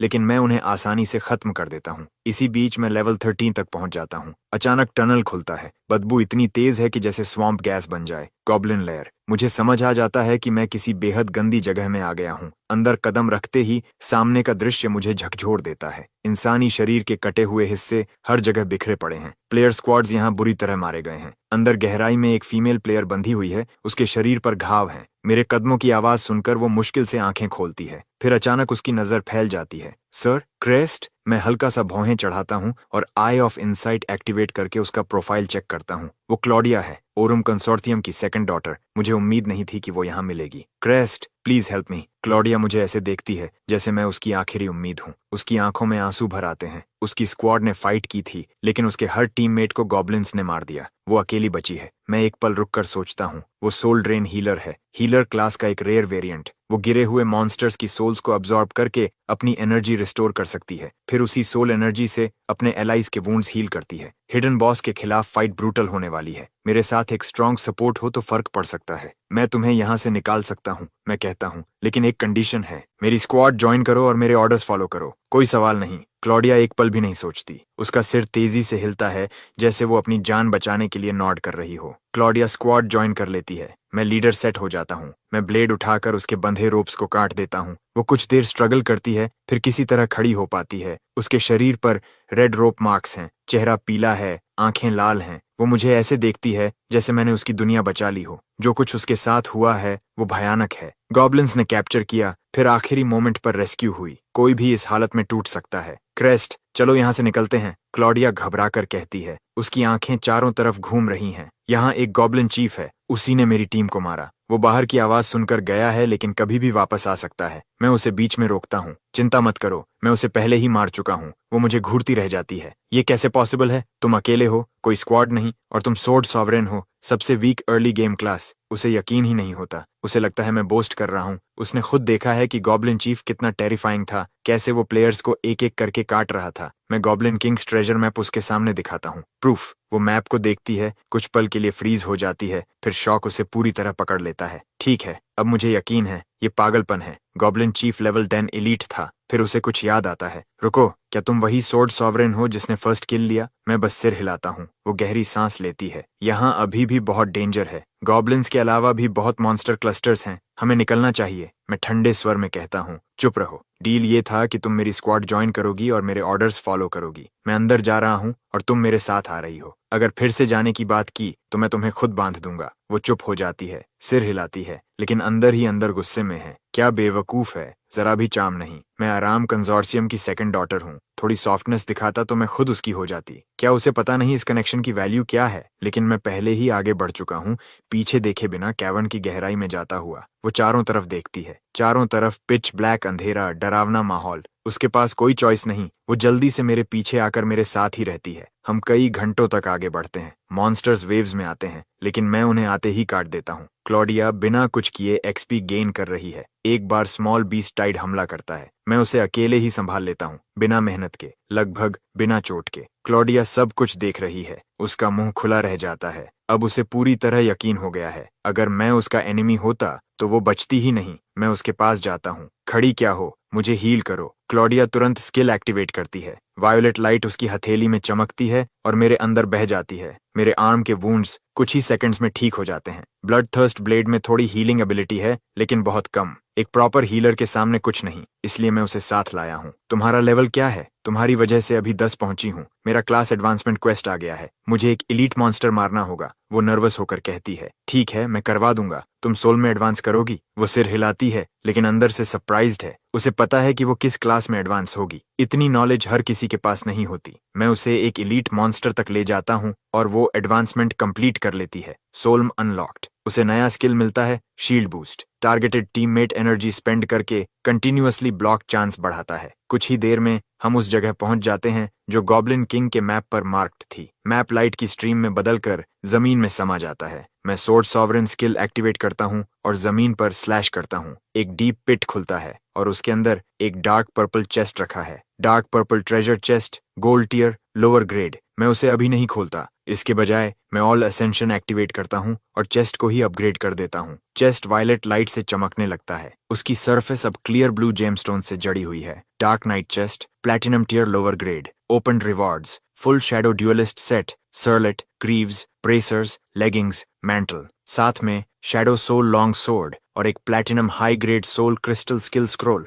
नोटिफिकेशंस की बरसात देखकर मेरी आंखें फैल जाती हैं। पूरा प्लैटिनम सेट जो बेहद रेयर है, और सोर्ड मिड ग्रेड प्लैटिनम है। मेरी लक सच में आसमान छू रही है। मैं तुरंत सब इक्विप कर लेता हूँ। एक लॉन्ग सोर्ड मेरे सामने मटेरियलाइज होती है। उसके बॉडी में डार्क पर्पल वेन्स बह रही हैं। हिल्ट सॉलिड है, लेकिन ब्लेड शैडो जैसी है, लगभग unreal. Shadow soul long sword, platinum mid grade. Shadow storage, ये ब्लेड मेरी शैडो के अंदर स्टोर हो सकती है और कभी भी समन की जा सकती है। सोल ड्रेन, टारगेट की शैडो पर स्ट्राइक करके उसकी एनर्जी धीरे धीरे ड्रेन होती है। डार्क स्लैश, इस ब्लेड के हर अटैक में 50% एक्स्ट्रा शैडो डैमेज जुड़ता है। इसे पकड़ते ही मुझे अपने स्टैट्स में बड़ा बूस्ट महसूस होता है। Full shadow duelist set equip करते ही मेरा अपीयरेंस बदल जाता है। मेरा आउटफिट पेल ग्रे रोब में बदल जाता है, जिस पर एंशिएंट रून्स एच्ड हैं, जैसे चांदनी कपड़े पर बिखरी हो। फोर आर्म्स पर ग्रे ब्रेसर्स आ जाते हैं। Shadow duelist set active, dark blade surge, सभी सोर्ड स्किल्स को 50% एक्स्ट्रा शैडो डैमेज मिलता है, जो फिजिकल डिफेंस को बाईपास करता है। शैडो स्ट्राइक, किसी भी सोर्ड स्किल के यूज पर 60% चांस है कि एक शैडो बने जो एक एक्स्ट्रा स्लैश दे, नॉर्मल अटैक जितना पावरफुल।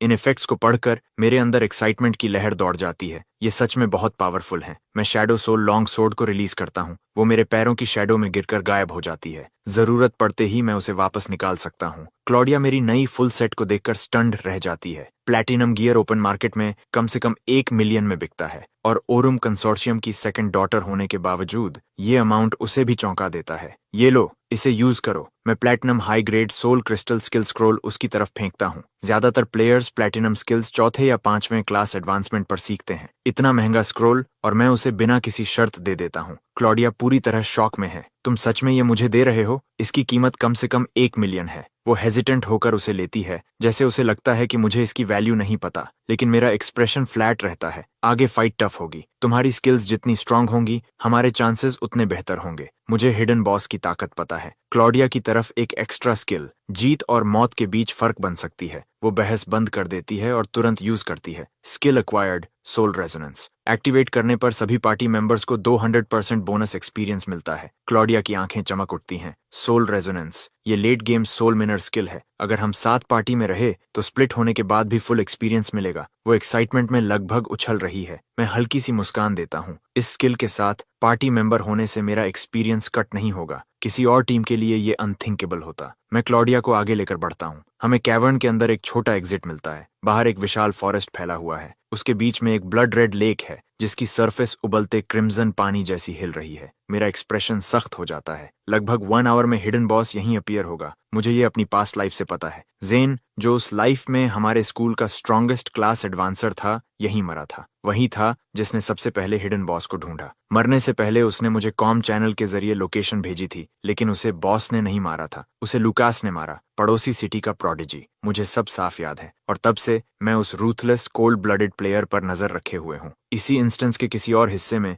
एक यंग मैन अपनी नैरो ब्लेडेड सोर्ड पकड़ता है। उसकी पूरी प्रेजेंस डेंजर से भरी है। कुछ ही सेकंड्स में वो 2 प्लेयर्स को काट गिराता है। वो बॉडीज को देखता है और मुस्कुराता है, एक्साइटमेंट से भरा हुआ। ये लुकास है, इस साल वंग सिटी का टॉप प्लेयर। इंस्टेंस में एंटर करने के बाद से ही वो कार्नेज का निशान छोड़ता जा रहा है, क्योंकि उसे पता चल गया कि हाई लेवल प्लेयर्स को मारने से मॉन्स्टर्स ग्राइंड करने से ज्यादा एक्सपी मिलता है। टॉप रैंक के पीछे भागते हुए उसने सबसे एफिशिएंट मेथड चुना। जहां भी जाता है कोई सर्वाइवर नहीं छोड़ता। उसकी लेवलिंग स्पीड डरावनी है। अभी ही लेवल 13 पर है। उसके सामने एक गर्ल इन व्हाइट खड़ी है, ओवरसाइज्ड साइथ पकड़े हुए, मुश्किल से खुद को संभाल रही है, भारी सांसें लेती हुई। ये राइली है। लूकस धीरे धीरे उसकी तरफ बढ़ता है, चेहरा बिल्कुल ब्लैंक। तुम फर्स्ट हाई की राइली हो, है ना? राइली का एक्सप्रेशन ठंडा हो जाता है। तुम्हें मेरा नाम कैसे पता? नॉविस इंस्टेंस शुरू होने से पहले मुझे फर्स्ट हाई के टॉप टैलेंट्स की पूरी लिस्ट मिली थी, सीधे तुम्हारे प्रिंसिपल से। मैंने तुम सबकी क्लास एप्टीट्यूड स्टडी की है। ये इंस्टेंस मेरा हंटिंग ग्राउंड। यहाँ की हर स्कूल डिसअपॉइंटमेंट रही है। तुम सब एक्सपीरियंस पॉइंट्स बनने के लिए ही बेहतर हो। लूकस अपनी ब्लेड उठाता है और ब्लेड रीवर स्किल एक्टिवेट करता है। टेरिफाइंग रेड स्लैशेस हवा में बनते हैं और राइली की तरफ बढ़ते हैं। आखिरी पल में राइली पूरी तरह काम रहती है। वो अपनी आखिरी एनर्जी खर्च करके एक स्केलेटन सोल्जर समन करती है जो किलिंग ब्लो को इंटरसेप्ट करता है और उसी पल वो गायब हो जाती है। ये उसका रेत कॉलर स्किल है, रेत स्वॉप। वो रेंज में सबसे दूर कॉप्स के साथ अपनी पोजीशन एक्सचेंज कर लेती है। लूकस हवा को काटता है। वो घूमता है और सिर्फ राइली की झलक पकड़ पाता है जो डेंस ट्रीज में गायब हो रही है। उसके चेहरे पर ब्लड थर्स्टी स्माइल फैल जाती है। जितना भागना है भागो लिटिल लैम, बच नहीं पाओगी। वो अपना मूवमेंट स्किल एक्टिवेट करता है और प्रेडेटर की तरह उसका पीछा करता है। राइली पैनिक में ट्रीज के बीच दौड़ती है। बचने के लिए वो एक कैवर्न में कूद जाती है। ब्लड रेड रॉक्स वॉल्स पर जमी है। जगह बेहद गलत लगती है, लेकिन वो स्टन्ड रह जाती है। कैवर्न में लगभग कोई लाइव मॉन्स्टर नहीं है, सिर्फ हर जगह कॉर्प्सेस पड़े हैं। कोई यहाँ पहले ही सब साफ कर चुका है। ये किसने किया? कोई एलीट स्क्वाड भी इतने मॉन्स्टर्स नहीं मार सकता, लेकिन सोचने का टाइम नहीं है। वो पूरी ताकत से भागती है। पीछे लूकस के फुटस्टेप्स सुनाई दे रहे हैं और करीब आते जा रहे हैं। डिस्पेयर उसे घेर लेता है। अगर वो पकड़ लिया गया तो वो मर जाएगी। जैसे ही लूकस डिस्टेंस क्लोज करने वाला होता है, आगे एक फिगर प्रकट होता है। राइली को पकड़कर शैडोज में खींच लेता है। वो देखती है एक यंग मैन इन ग्रीन, उसकी बैक पर बड़ा बो बंधा हुआ, शांत कॉन्फिडेंस के साथ। ये जेन है, फर्स्ट हाई का 9 star talent awakener. Thanks, Riley धीरे से कहती है। मेंशन मत करो, हम एक ही स्कूल से हैं। मैं बस देखता नहीं रह सकता था। मैं कुछ समय से लूकस को देख रहा हूँ। वो अनस्टेबल है। इस इंस्टेंस को प्लेग्राउंड की तरह ट्रीट कर रहा है। हर किसी को हंट कर रहा है। अगर हमने उसे नहीं रोका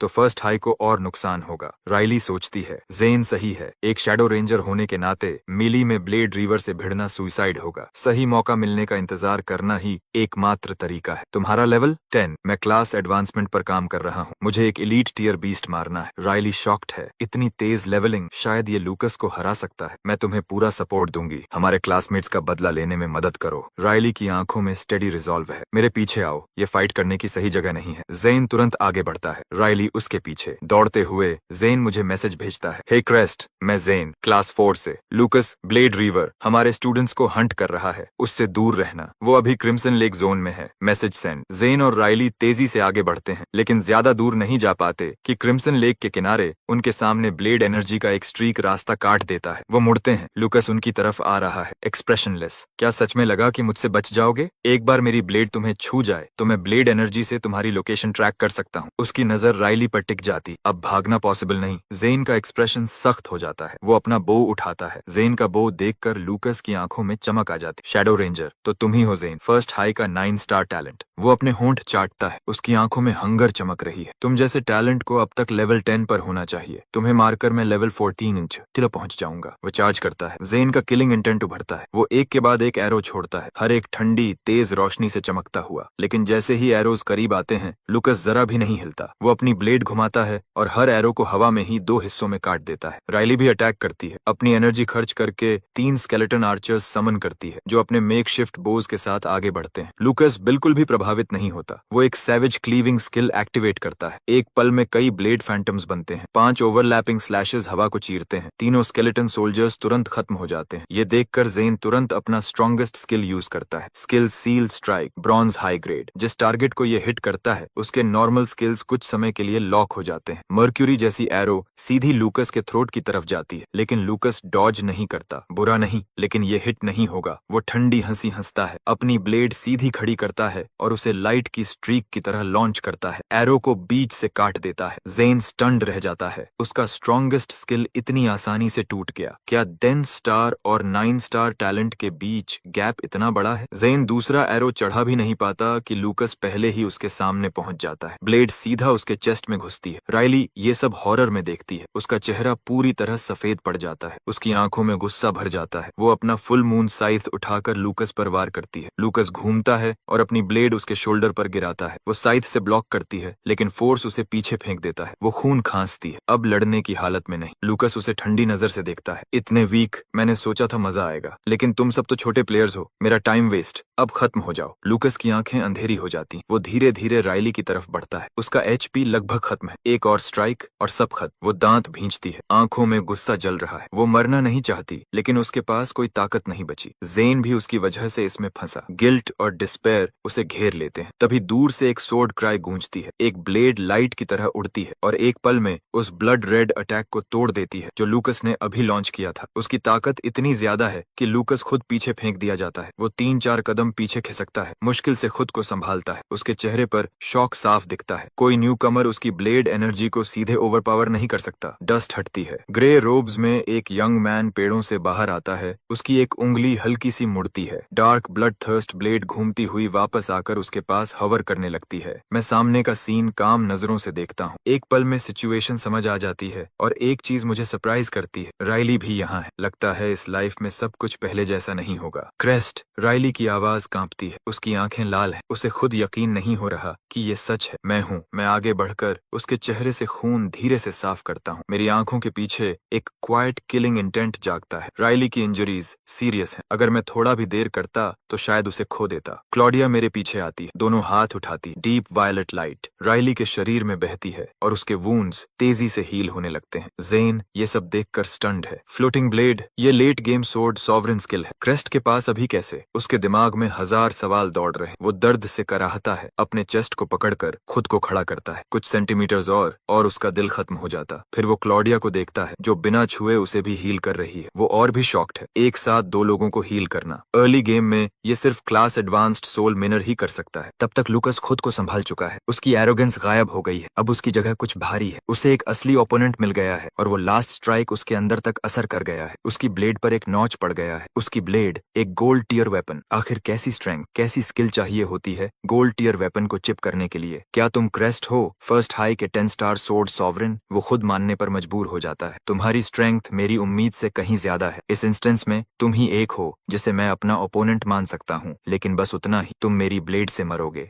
लूकस बिना वार्निंग के मूव करता है। उसकी ब्लेड पर ब्लड रेड लाइट चमकती है और वो तेजी से आगे बढ़ता है। मैं उस स्ट्राइक को आते देखता हूँ। मेरा एक्सप्रेशन नहीं बदलता। कितना वीक स्लैश है, मैं कहता हूँ, और मैं सच में ऐसा ही सोचता हूँ। लूकस की आंखें तुरंत डार्क हो जाती हैं। मुझे टॉन्ट करने की हिम्मत सुइसाइडल है। एक स्ट्राइक में खत्म कर दूंगा। वो फुल पावर से वार करता है। मैं वहीं खड़ा रहता हूँ और ब्लड थर्स्ट ब्लेड को पकड़ लेता हूँ। अगले ही पल लाइटनिंग फट पड़ती है। वाइल्ड और रेजिंग एक गूंजती हुई सोर्ड क्राई हवा में भर जाती है। लूकस स्नीर करता है। क्लोज कॉम्बैट में लड़ना, खुद अपना सिर सौंप रहे हो। लेकिन अगले ही पल उसका एक्सप्रेशन फ्रीज हो जाता है। मेरा शरीर लाइटनिंग की स्ट्रीक बन जाता है। एक चमकदार सोर्ड ट्रेल हवा को चीरता है। स्पीड एब्सोल्यूट है। लूकस अभी भी नहीं जानता कि वो सोर्ड सॉवरेन से नहीं, सोर्ड गॉड से लड़ रहा है। एक थंडरस क्रैक गूंजता है। जैसे ही हमारी ब्लेड्स टकराती हैं, उसकी सोर्ड दो टुकड़ों में टूट जाती है। उसी पल उसकी चेस्ट पर एक गहरा घाव खुल जाता है। स्ट्राइक उसे हवा में उछाल देता है और वो जमीन पर गिरता है। वो खून उगलता है। आंखों में प्योर शॉक। ये क्या था? वो समझ ही नहीं पाता। इतनी तेज मूव कि वो फॉलो भी नहीं कर सका। उसका एचपी ऑलमोस्ट इंस्टेंटली खत्म हो जाता है। ई राइली और जेन जमे खड़े हैं। क्रेस्ट तो सोर्ड सॉवरेन है, फिर ये क्लोज कॉम्बैट इतना टेरिफाइंग कैसे? लूकस किसी तरह खड़ा होता है। अपनी ब्लेड उठाने की कोशिश करता है, लेकिन वो पूरी तरह टूट चुकी है। वो डिसबिलीफ में पीछे हटता है। कैसे? सिर्फ एक एक्सचेंज और सब खत्म। उसका कॉन्फिडेंस और प्राइड चूर हो गया। वो मानने से इनकार करता है। वो इन्वेंट्री से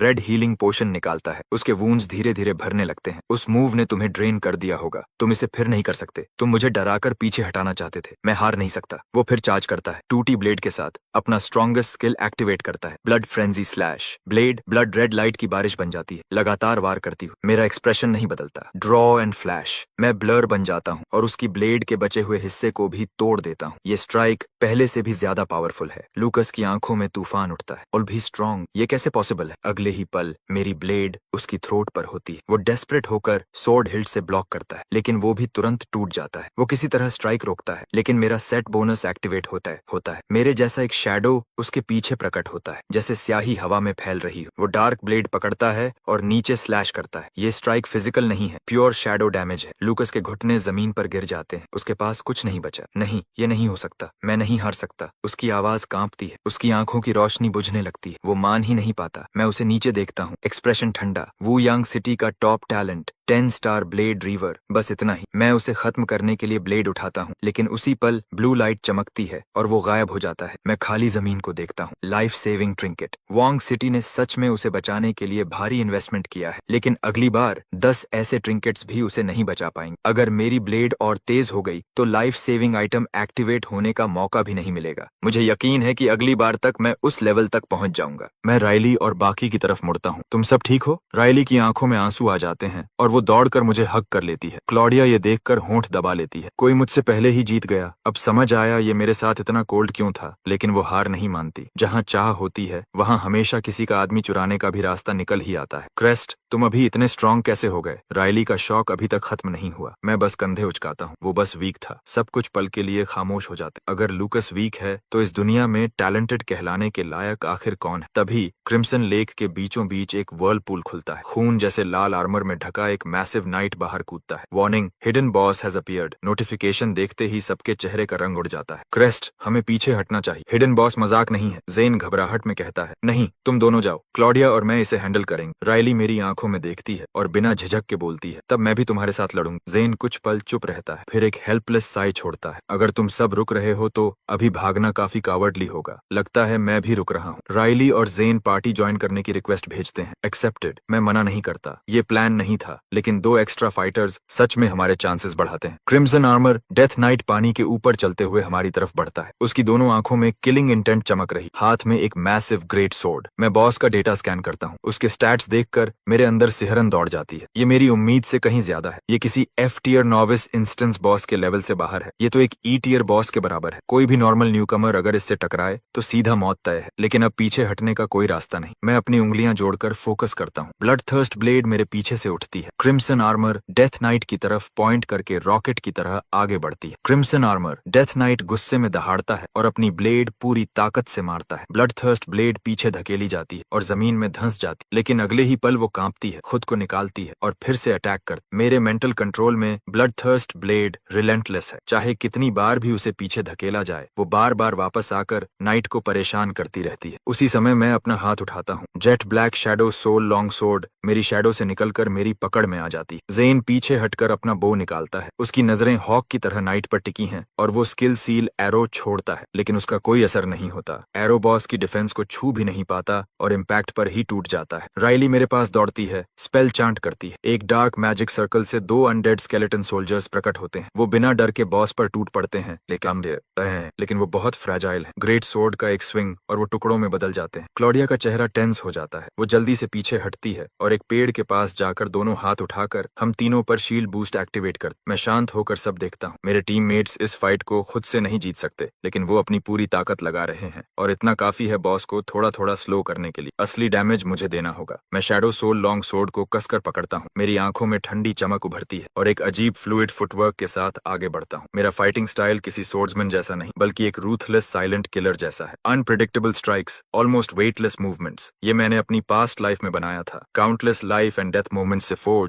ये कोई स्किल नहीं, प्योर बैटल एक्सपीरियंस है। Intruder, leave the blood lake, get out. Crimson armour death night दहाड़ता है और अपनी ग्रेट सोर्ड घुमाता है। मैं उसे पूरी तरह इग्नोर करता हूँ। Thunder rush sword art activate करता हूँ, क्योंकि उस ब्लेड पर ब्रिलियंट ब्लू लाइटनिंग फैल जाती है। मैं सीधा आगे बढ़कर थ्रस्ट करता हूँ। फोर्स से फोर्स टकराता है। वो मैसिव ग्रेट सोर्ड एक छोटी सी ब्लेड के सामने रुक जाती, 1 इंच भी आगे नहीं बढ़ पाती। उसी समय ब्लड थर्स्ट ब्लेड को कंट्रोल करके नाइट के साइड पर अटैक करवाता हूँ। क्रिम्सन आर्मर डेथ नाइट गुर्राता है और उसे हैंडल करने के लिए पीछे हटता है। मैं उसे कोई मौका नहीं देता। लगातार प्रेशर डालता हूँ। शैडो सोल लॉन्ग सोर्ड लगातार स्लैश करती है, जबकि ब्लड थर्स्ट ब्लेड ऊपर से सपोर्ट देती है। हमला तूफान की तरह बरसता है। Shadow soul long sword shadow damage देती है, जिसे बॉस की डिफेंस रोक नहीं पाती। ब्लेड गोस्ट की तरह अंदर घुसती है और सीधे उसके शैडो में डैमेज करती है। क्रिम्सन आर्मर डेथ नाइट पीछे हटने लगता है, स्टेप बाय स्टेप। हमारे पास मौका है। राइली की आंखें चमक उठती हैं। वो एक और स्केलेटन समन करती है और उसे बॉस के पीछे से अटैक करने भेजती है। जेन की आंखें किलिंग इंटेंट से तेज हो जाती हैं। वो बो खींचता है, स्किल सील एरो एक्टिवेट करता है। एक मैसिव मर्क्यूरी जैसी प्रोजेक्टाइल निकलती है और सीधा बॉस की आंख में घुस जाती है। बॉस के स्किल्स पूरी तरह सील हो जाते हैं, कुछ समय के लिए लॉक हो जाते हैं। राइली का स्केलेटन पीछे से मौका पकड़ता है, अपनी एंशिएंट ब्लेड से लगातार वार करता है। हर हिट बॉस के भारी शरीर को हिला देता है। बॉस गुस्से में घूमता है और स्केलेटन को तोड़ देता है, लेकिन तब तक उसकी ताकत कम हो चुकी होती है। क्रिम्सन आर्मर डेथ नाइट दर्द से चिल्लाता है और पीछे लड़खड़ाता है। हाँ, ऐसे ही चलते रहो तो हम जीत सकते हैं। जेन की आंखें चमक उठती हैं। वो लगातार एरोस चलाता रहता है, एक के बाद एक बॉस की तरफ जाते हुए। लेकिन मैं उतना ऑप्टिमिस्टिक नहीं हूँ। मेरे दिमाग में एक शैडो बनी रहती है। इस बॉस के पास अब्सर्ड अमाउंट का एचपी है। मैं बस सरफेस को ही स्क्रैच कर रहा हूँ। अभी तक हमने मुश्किल से 10% ही कम किया है। जेन का स्केल सील एरो काम कर रहा है, लेकिन उसे चेन नहीं किया जा सकता। जैसे ही उसका इफेक्ट खत्म होगा, बॉस बुरी तरह फ्यूरियस हो जाएगा, और वैसा ही होता है। सील टूटता है और क्रिम्सन आर्मर डेथ नाइट गुस्से से कांप उठता है। वो अपनी ग्रेट सोर्ड घुमाता है और एक स्किल एक्टिवेट करता है। ब्लेड से एक डेवास्टेटिंग शॉक वेव निकलती है। वो फोर्स मुझे जमीन से उड़ा देती है और मैं हवा में जा गिरता हूँ। मेरे नीचे की जमीन फट जाती है, जड़ से उखड़ जाती। मैं हवा में खुद को संभालता हूँ, जोर से लैंड करता हूँ, फिर तुरंत फोकस करके thunder rush sword art activate करता हूँ। मैं वापस चार्ज करता हूँ और अपनी पूरी ताकत से अटैक करता हूँ। मेरी सोर्ड वर्क अपनी लिमिट तक फ्लूइड हो जाती है। सेट बोनस बार बार ट्रिगर होता है। Jet black shadow unexpected strikes के साथ वार करता है। जितना तेजी से मैं स्विंग करता हूँ, उतना ही शैडो स्ट्राइक ट्रिगर होने का चांस बढ़ता है। मुझे लगातार अटैक करना होगा। ऑफेंस ही यहाँ मेरी डिफेंस है, और तेज और ब्रूटल, जैसे हवा और बिजली एक साथ मिल गई हूँ। तभी उसी फ्लो में कुछ क्लिक करता है। मेरे दिमाग में एक नई सोर्ड टेक्निक बनती है। New skill unlocked. Rain storm, blade storm, silver mid grade. Blade force बारिश की तरह बरसने लगती है। कम समय में काउंटलेस स्ट्राइक्स लॉन्च होते हैं। शीयर स्पीड से जीतने वाली टेक्निक। मेरा असॉल्ट और इंटेंस हो जाता है। शैडो ड्यूलिस्ट सेट इफेक्ट तेजी से ट्रिगर होते हैं और बॉस का एचपी आखिर तेजी से गिरने लगता है। कुछ ही मिनटों में वो 60% से नीचे आ जाता है। तभी क्रिम्सन आर्मर डेथ नाइट जोर से दहाड़ता है। एक मैसिव शॉक वेव फैलती है और मुझे पीछे उड़ा देती है। उसकी आंखें चमकती हैं, चेहरा रेज और ब्लड लस्ट से विकृत हो जाता है और उसकी स्पीड और स्ट्रेंथ दोनों क्लियरली बढ़ जाती हैं। मैं पीछे फेंका जाता हूँ, खून खांसते हुए। फेज 2 ऑलरेडी, लेकिन मेरे होंठों पर एक वाइल्ड स्माइल आ जाती है। फेज 2 एक्चुअली गुड न्यूज है। इसका मतलब बॉस सच में एनरेज्ड हो चुका है। Crimson armoured death night बजर्क fury में चार्ज करता है और अपना सबसे खतरनाक स्किल एक्टिवेट करता है, अर्थ ब्रेकर क्लीव पते।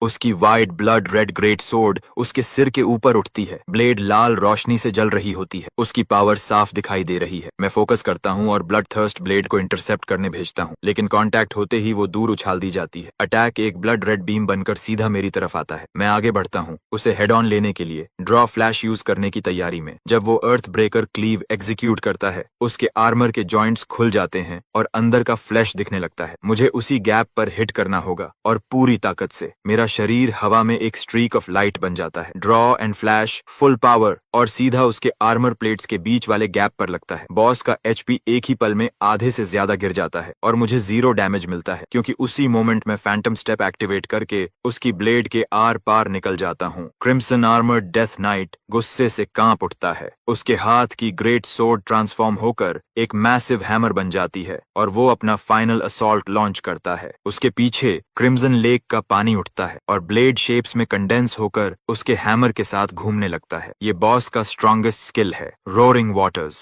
दर्जनों ब्लड वाटर ब्लेड्स एक साथ कन्वर्ज होकर लॉन्च होते हैं। मेरा चेहरा सख्त हो जाता है। मैं rain storm blade storm activate करता हूँ। ये मेरा सबसे फास्ट अटैक स्किल है। Shadow soul long sword dark slashes की एक फ्लरी बन जाती है, जबकि ब्लड थर्स्ट ब्लेड मेरे पास हॉवर करती है इनकमिंग ब्लेड्स को इंटरसेप्ट करने के लिए, लेकिन उनकी संख्या बहुत ज्यादा है। मुझ पर प्रेशर बढ़ने लगता है। Damn it! मैं दांत भींचकर ग्राउल करता हूँ, फैंटम स्टेप फिर से एक्टिवेट करने के लिए तैयार, ताकि जबरदस्ती रास्ता बना सकूं। लेकिन उसका एनर्जी कॉस्ट बहुत ब्रूटल होगा। किसी भी एक फाइट में मैं फैंटम स्टेप सिर्फ 2 बार यूज कर सकता हूँ। अगर अभी यूज कर लिया तो मेरी एनर्जी पूरी तरह खत्म हो जाएगी और बाकी फाइट बहुत पेनफुल हो जाएगी। तभी एरोज की एक वॉली हवा को चीरती हुई आती है। जेन के शॉट्स पावरफुल और प्रिसाइज काफी ब्लड वाटर ब्लेड्स को तोड़ देते हैं। मुझ पर दबाव कम हो जाता है। मैं राहत की सांस लेता हूँ। अब मैं अपनी प्रेशियस एनर्जी फाइनल ब्लो के लिए बचा सकता हूँ। मैं rain storm blade storm swing करता हूँ और आगे सर्च करता हूँ। मेरी ब्लेड पर लाइटनिंग क्रैकल कर रही है। हवा में उड़ती ब्लड थर्स्ट ब्लेड मेरे दूसरे हाथ में आ जाती। मेरी आंखों में किलिंग इंटेंट बहने लगता है। अब कोई रोक टोक नहीं। Left hand blood thirst blade पर thunder rush sword art activate. Right hand shadow soul long sword पर draw and flash activate. 2 silver mid grade sword arts एक साथ एक्टिवेट होते हैं। एक डेफनिंग सोर्ड क्राई पूरे एरिया में गूंज उठती है। मेरा शरीर ब्रिलियंट लाइटनिंग की एक स्ट्रीक बन जाता है। ब्लेड लाइट फ्लैश करती है और दोनों सोर्ड सीधे क्रिम्सन आर्मर डेथ नाइट के स्कल पर गिरती हैं। वो दोनों घुटनों पर गिर जाता है। उसकी आंखों की रोशनी बुझ जाती है। डार्क येलो ब्लड बहता है और पीछे क्रिम्सन लेक में मिल जाता है। अगले ही पल हर प्लेयर के दिमाग में एक आवाज गूंजती है, announcement, hidden boss defeated, a sword sovereign player has slain the hidden boss. Instant settlement begins. Congratulations to all players. Prepare to return home victorious. पूरे इंस्टेंस में हलचल मच जाती है, जैसे कोई बॉम्ब फट गया हो। No, impossible. How? Hidden boss क्या होता है? हमने तो अभी तक नॉर्मल बॉस भी नहीं ढूंढा और किसी ने हिडन बॉस मार दिया। क्या फर्स्ट किल भी सोर्ड सॉवरेन ने ही लिया था? ये सेम पर्सन नहीं हो सकता। जरूर सिस्टम हैक कर रहा है। हम अभी तक लेवलिंग ग्राइंड भी पूरा नहीं कर पाए। इंस्टेंस को शुरू हुए सिर्फ 10 आवर्स हुए हैं। ये तो हद से ज्यादा एब्सर्ड है। ये आदमी है कौन? हर प्लेयर में शॉक की लहर दौड़ जाती है। इंस्टेंस के एक कोने में गोल्ड आर्मर पहने एक आदमी long handled purple crystal hammer पकड़े खड़ा है, चेहरा गुस्से से भरा हुआ। ये डैनियल है। वो टॉप न्यूकमर्स की एलीट स्क्वाड लीड करता है, जो उसके फैमिली के अरेंज्ड बॉडीगार्ड्स हैं। खुद डैनियल पूरी तरह गोल्ड टियर गियर में है। वो बॉस को ढूंढ रहा था ताकि एक ही बार में किल लेकर फर्स्ट प्लेस सिक्योर कर सके। उसने रास्ते में हार्डली किसी मॉन्स्टर को छुआ, लेकिन उसे नॉर्मल बॉस भी नहीं मिला और अब किसी ने हिडन बॉस भी खत्म कर दिया। उसकी पूरी स्ट्रेटेजी बर्बाद हो चुकी है। उसका प्लान पूरी तरह खत्म हो गया है। गुस्सा उस पर हावी हो जाता है। डैम इट, कैसे? कौन? उसकी आवाज कांपती है और एक और चीज उसे अंदर से खा रही। वो कल रात से एग्नेस से कांटेक्ट नहीं कर पाया। उसके साथ क्या हुआ? उधर मेरे दिमाग में सेटलमेंट नोटिफिकेशंस आने लगते हैं। Slain hidden boss, crimson armour death night, all party members gain 6292 XP each. मैं सीधे 2 लेवल्स जंप करके सोडान पर पहुंच जाता हूँ। क्लॉडिया 13 पर पहुंचती है। जेन 12 तक ऑलमोस्ट 13। राइली 7 से से सीधे 10 तक पहुंच जाती, एक साथ 3 लेवल्स। अगर उसकी क्लास एडवांसमेंट क्वेस्ट उसे लिमिट नहीं करती तो वो और आगे जा सकती थी। राइली और जेन दोनों थोड़ा स्टन्ड हैं। हमने सच में कर दिखाया, लेकिन इतना एक्सपी क्यों मिला? एक 4 पर्सन स्क्वाड को बॉस मारने पर इतना एक्सपी नहीं मिलना चाहिए। क्लॉडिया हल्की मुस्कान के साथ पास आती है। ये मेरी स्किल है, सोल रेजोनेंस। ये पार्टी के सभी एक्सपीरियंस गेन्स को डबल कर देती है। मैं कामली बॉस की बॉडी के पास जाता हूँ। ड्रॉप्स काफी हैवी हैं। Falling tomb blade skill scroll platinum lower grade, soul auxiliary necklace platinum lower grade, blood field legion summon skill scroll gold high grade, soul binding decay bow platinum lower grade, $40,000 coins. लगभग सब कुछ platinum tier है। मैं ज्यादा देर नहीं सोचता। 10,001 coins हर किसी को तुरंत डिस्ट्रीब्यूट कर देता हूँ। हर किसी ने अपना योगदान दिया। मैं हर चीज पर ऑल असेंशन इस्तेमाल करता हूँ। लगभग सब कुछ अपग्रेड होकर प्लैटिनम मिड ग्रेड बन जाता है और क्रिम्सन डेथ नाइट समन सीधा प्लैटिनम हाई ग्रेड तक पहुंच जाता है। मैं आइटम डेटा को स्कैन करता हूँ। स्टारलेट सोल नेकलेस वाकई एक्सेप्शनल है। ये सोल एनर्जी स्टोरेज की कैप बढ़ाता है और एब्जॉर्प्शन रेट भी बढ़ा देता है। मैं इसे सीधे क्लॉडिया को दे देता हूँ। वो हीलर है जो लगातार सोल एनर्जी खर्च करती रहती है। इससे ज्यादा फायदा किसी और को नहीं हो सकता। अगला क्रिम्सन डेथ नाइट समन राइली को जाता है। सिर्फ उसकी क्लास ही इसे इस्तेमाल कर सकती है और वंस लर्नड वो एक क्रिम्सन आर्मर्ड किंग नाइट को समन कर सकती है। सोल बाइंडिंग डिके बो जेन को जाता है। उसकी आंखें हल्का कांपती हैं। एक इमोशन की झलक जब वो इसे लेता है और संभाल कर रख देता है। धन्यवाद, वो कहता है, और वो सच में दिल से कहता है। धन्यवाद क्रेस्ट, आज से तुम मेरे कॉमरेड हो। वो अच्छी तरह जानता है कि ये लड़ाई मैंने कैरी की है। उसने मुश्किल से कोई असली डैमेज दिया और फिर भी मैं उसे ऐसा वेपन दे रहा हूँ। ये उम्मीद से कहीं ज्यादा है। मैं बस सिर हिलाता हूँ और कुछ नहीं कहता। अब मैं अपने ड्रॉप की तरफ मुड़ता हूँ। Falling tomb blade platinum mid grade ऊपर से एक विशाल पत्थर की तलवार समन करता है जो गिरकर मैसिव डैमेज देती है। मैं स्क्रोल को क्रश करता हूँ स्किल सीखने के लिए। फिर अपना हाथ उठाता हूँ और आसमान से एक विशाल जेट ब्लैक स्टोन सोर्ड गिरती है जैसे कोई महान टूम स्टोन। वो जमीन में गहराई तक धंस जाती। उसकी सरफेस पर एंशिएंट कार्विंग्स बनी हुई। उसका वेट ही किसी मॉन्स्टर को चकनाचूर करने के लिए काफी है। अगर हिडन बॉस अभी जिंदा होता तो ये पहले ही वॉर में उसका आर्मर तोड़ देती। मेरा मूड ऊपर उठता है। ये मेरी पहली platinum tier active damage skill है। हर किसी का शरीर फ्लिकर और ब्लर होने लगता है। Instant settlement complete, departure imminent. Crest, अगली इंस्टेंस के लिए मुझे कॉल करना, जेन कहता है सेटल होते हुए। बाव वापस क्रॉस होता है। हे क्रेस्ट, मेरी जान बचाने के लिए धन्यवाद। हम जल्द ही फिर मिलेंगे। क्लॉडिया एक ब्राइट हंसी के साथ हाथ हिलाती है और उसकी फिगर फेड हो जाती है। राइली आगे बढ़ती है, बालों की एक लट हटाती है और मुझे एक शांत मुस्कान देती। फिर वो भी गायब हो जाती है। मैं अपनी ही एक वॉइड स्पेस में खिंच जाता हूँ। एंडलेस लिस्ट्स खुलती चली जाती हैं। स्कोर्स तेजी से कैलकुलेट हो रहे हैं। मेरा टोटल बढ़ता जा रहा है। स्कारलेट रॉक कैवर्न का no damage clear, speed run bonus, instance का first kill, perfect challenge bonus, final rating, S rank, title मिला rising overlord, effect all stats +15, all skill proficiency +10%। Ranking settle हो रही है। मेरे सामने एक लीडर बोर्ड मटेरियलाइज होता है। Novice instance number 144, 10th place berserker Cody level 7, 9th place cultivator Reggie level 8, 8th place. Top 10 को बोनस रिवॉर्ड्स मिलते हैं। फर्स्ट प्लेस रिवॉर्ड्स सबसे ज्यादा जेनरस होते हैं। मेरा एक्सप्रेशन शांत है। मुझे पहले से रिजल्ट पता है। फर्स्ट प्लेस मेरा है। एक नॉविस इंस्टेंस में लेवल 16 तक पहुंचना, ऐसा कुछ जो पहले कभी नहीं हुआ और शायद दोबारा कभी नहीं होगा। उधर फर्स्ट हाई में हर फैकल्टी मेंबर लीडर बोर्ड से चिपका हुआ है। क्या हो रहा है? ये नॉविस इंस्टेंस इतनी जल्दी खत्म हो गया। मुश्किल से एक दिन भी नहीं हुआ। जरूर कुछ गड़बड़ हुई है। बड़े वर्चुअल स्क्रीन्स कमरे में तैर रहे हैं जिनमें आसपास के शहरों के हर स्कूल की फैकल्टी दिखाई दे रही है। हर साल नॉविस इंस्टेंस एक तरह का टूर्नामेंट होता है। पूरे रीजन के एजुकेटर्स इकट्ठा होते हैं रिजल्ट्स देखने और कंपेयर करने के लिए। एक स्क्रीन से ठंडी हंसी आती है। इतना शॉक्ड होने की जरूरत नहीं है फर्स्ट हाई। ये इंस्टेंस इतनी जल्दी खत्म हुआ है, इसका पूरा क्रेडिट हमारे वांग थर्ड हाई के जीनियस को जाता है। लूकस, मैं सजेस्ट करता हूँ कि आप सब इस साल के रिसोर्सेज का पूरा फायदा उठा लें क्योंकि अगले साल आपके सेलेस्टियल टावर स्लॉट्स अनिश्चित लग रहे हैं। बोलने वाला है प्रिंसिपल हार्डन, वांग थर्ड हाई का। फर्स्ट हाई की फैकल्टी गुस्से से भर उठती है लेकिन किसी के पास जवाब नहीं है। वो इसे झुठला नहीं सकते। लूकस असली ताकत है लेकिन ग्रेसन शांत बना रहता है। जो भी हो, वो कमजोर नहीं दिख सकता। प्रिंसिपल हार्डन, अभी कुछ भी तय नहीं हुआ है। इतनी जल्दी बोलने की जरूरत नहीं है। इस साल का फील्ड असाधारण है, हाल के किसी भी साल से ज्यादा मजबूत, इसलिए फास्टर क्लियर होना स्वाभाविक है। लेकिन रिजल्ट्स फाइनल होने से पहले ही पूरा क्रेडिट अपने स्टूडेंट को दे देना, ये थोड़ी बेचैनी नहीं दिखाता? ग्रेसन की आंखें सिकुड़ती हैं। हर शब्द एक ब्लेड जैसा। जो कहना है कहो प्रिंसिपल ग्रेसन। फर्स्ट प्लेस वू यांग थर्ड हाई का ही होगा और ये फाइनल है। और ये सिर्फ लूकस नहीं है। हमारे पास 2 9 स्टार टैलेंट अवेकनर्स हैं और कई 8 स्टार वाले भी। ये कॉन्फिडेंस बेवजह नहीं है। जेंटलमैन, बस कीजिए, एक बुजुर्ग प्रोफेसर बीच में बोलता है। स्ट्रॉन्ग स्ट्रॉन्ग टैलेंट पूरी ह्यूमैनिटी के लिए ब्लेसिंग है, इस पर बहस करने की जरूरत नहीं। बोर्ड देखते हैं। ग्रेसन सिर हिलाता है और लीडर बोर्ड की तरफ मुड़ता है, ऊपर से शांत, अंदर से हल्की बेचैनी। इस साल फर्स्ट हाई को टॉप 3 में कम से कम एक स्टूडेंट चाहिए, यही उनके भविष्य के लिए जरूरी है। टॉप 3, वो पहले ही चुपचाप इसके लिए प्रार्थना करने लगा है और मेरा नाम अभी तक लीडर बोर्ड पर आया ही नहीं है। इसलिए ग्रेसन मान चुका है कि या तो मैं इंस्टेंस में मर गया हूँ या डर के मारे छिपा हुआ हूँ। दोनों ही हालत में इसका मतलब है कि इस स्टूडेंट का कोई फ्यूचर नहीं है, उसने मुझे पूरी तरह नजरअंदाज कर दिया है।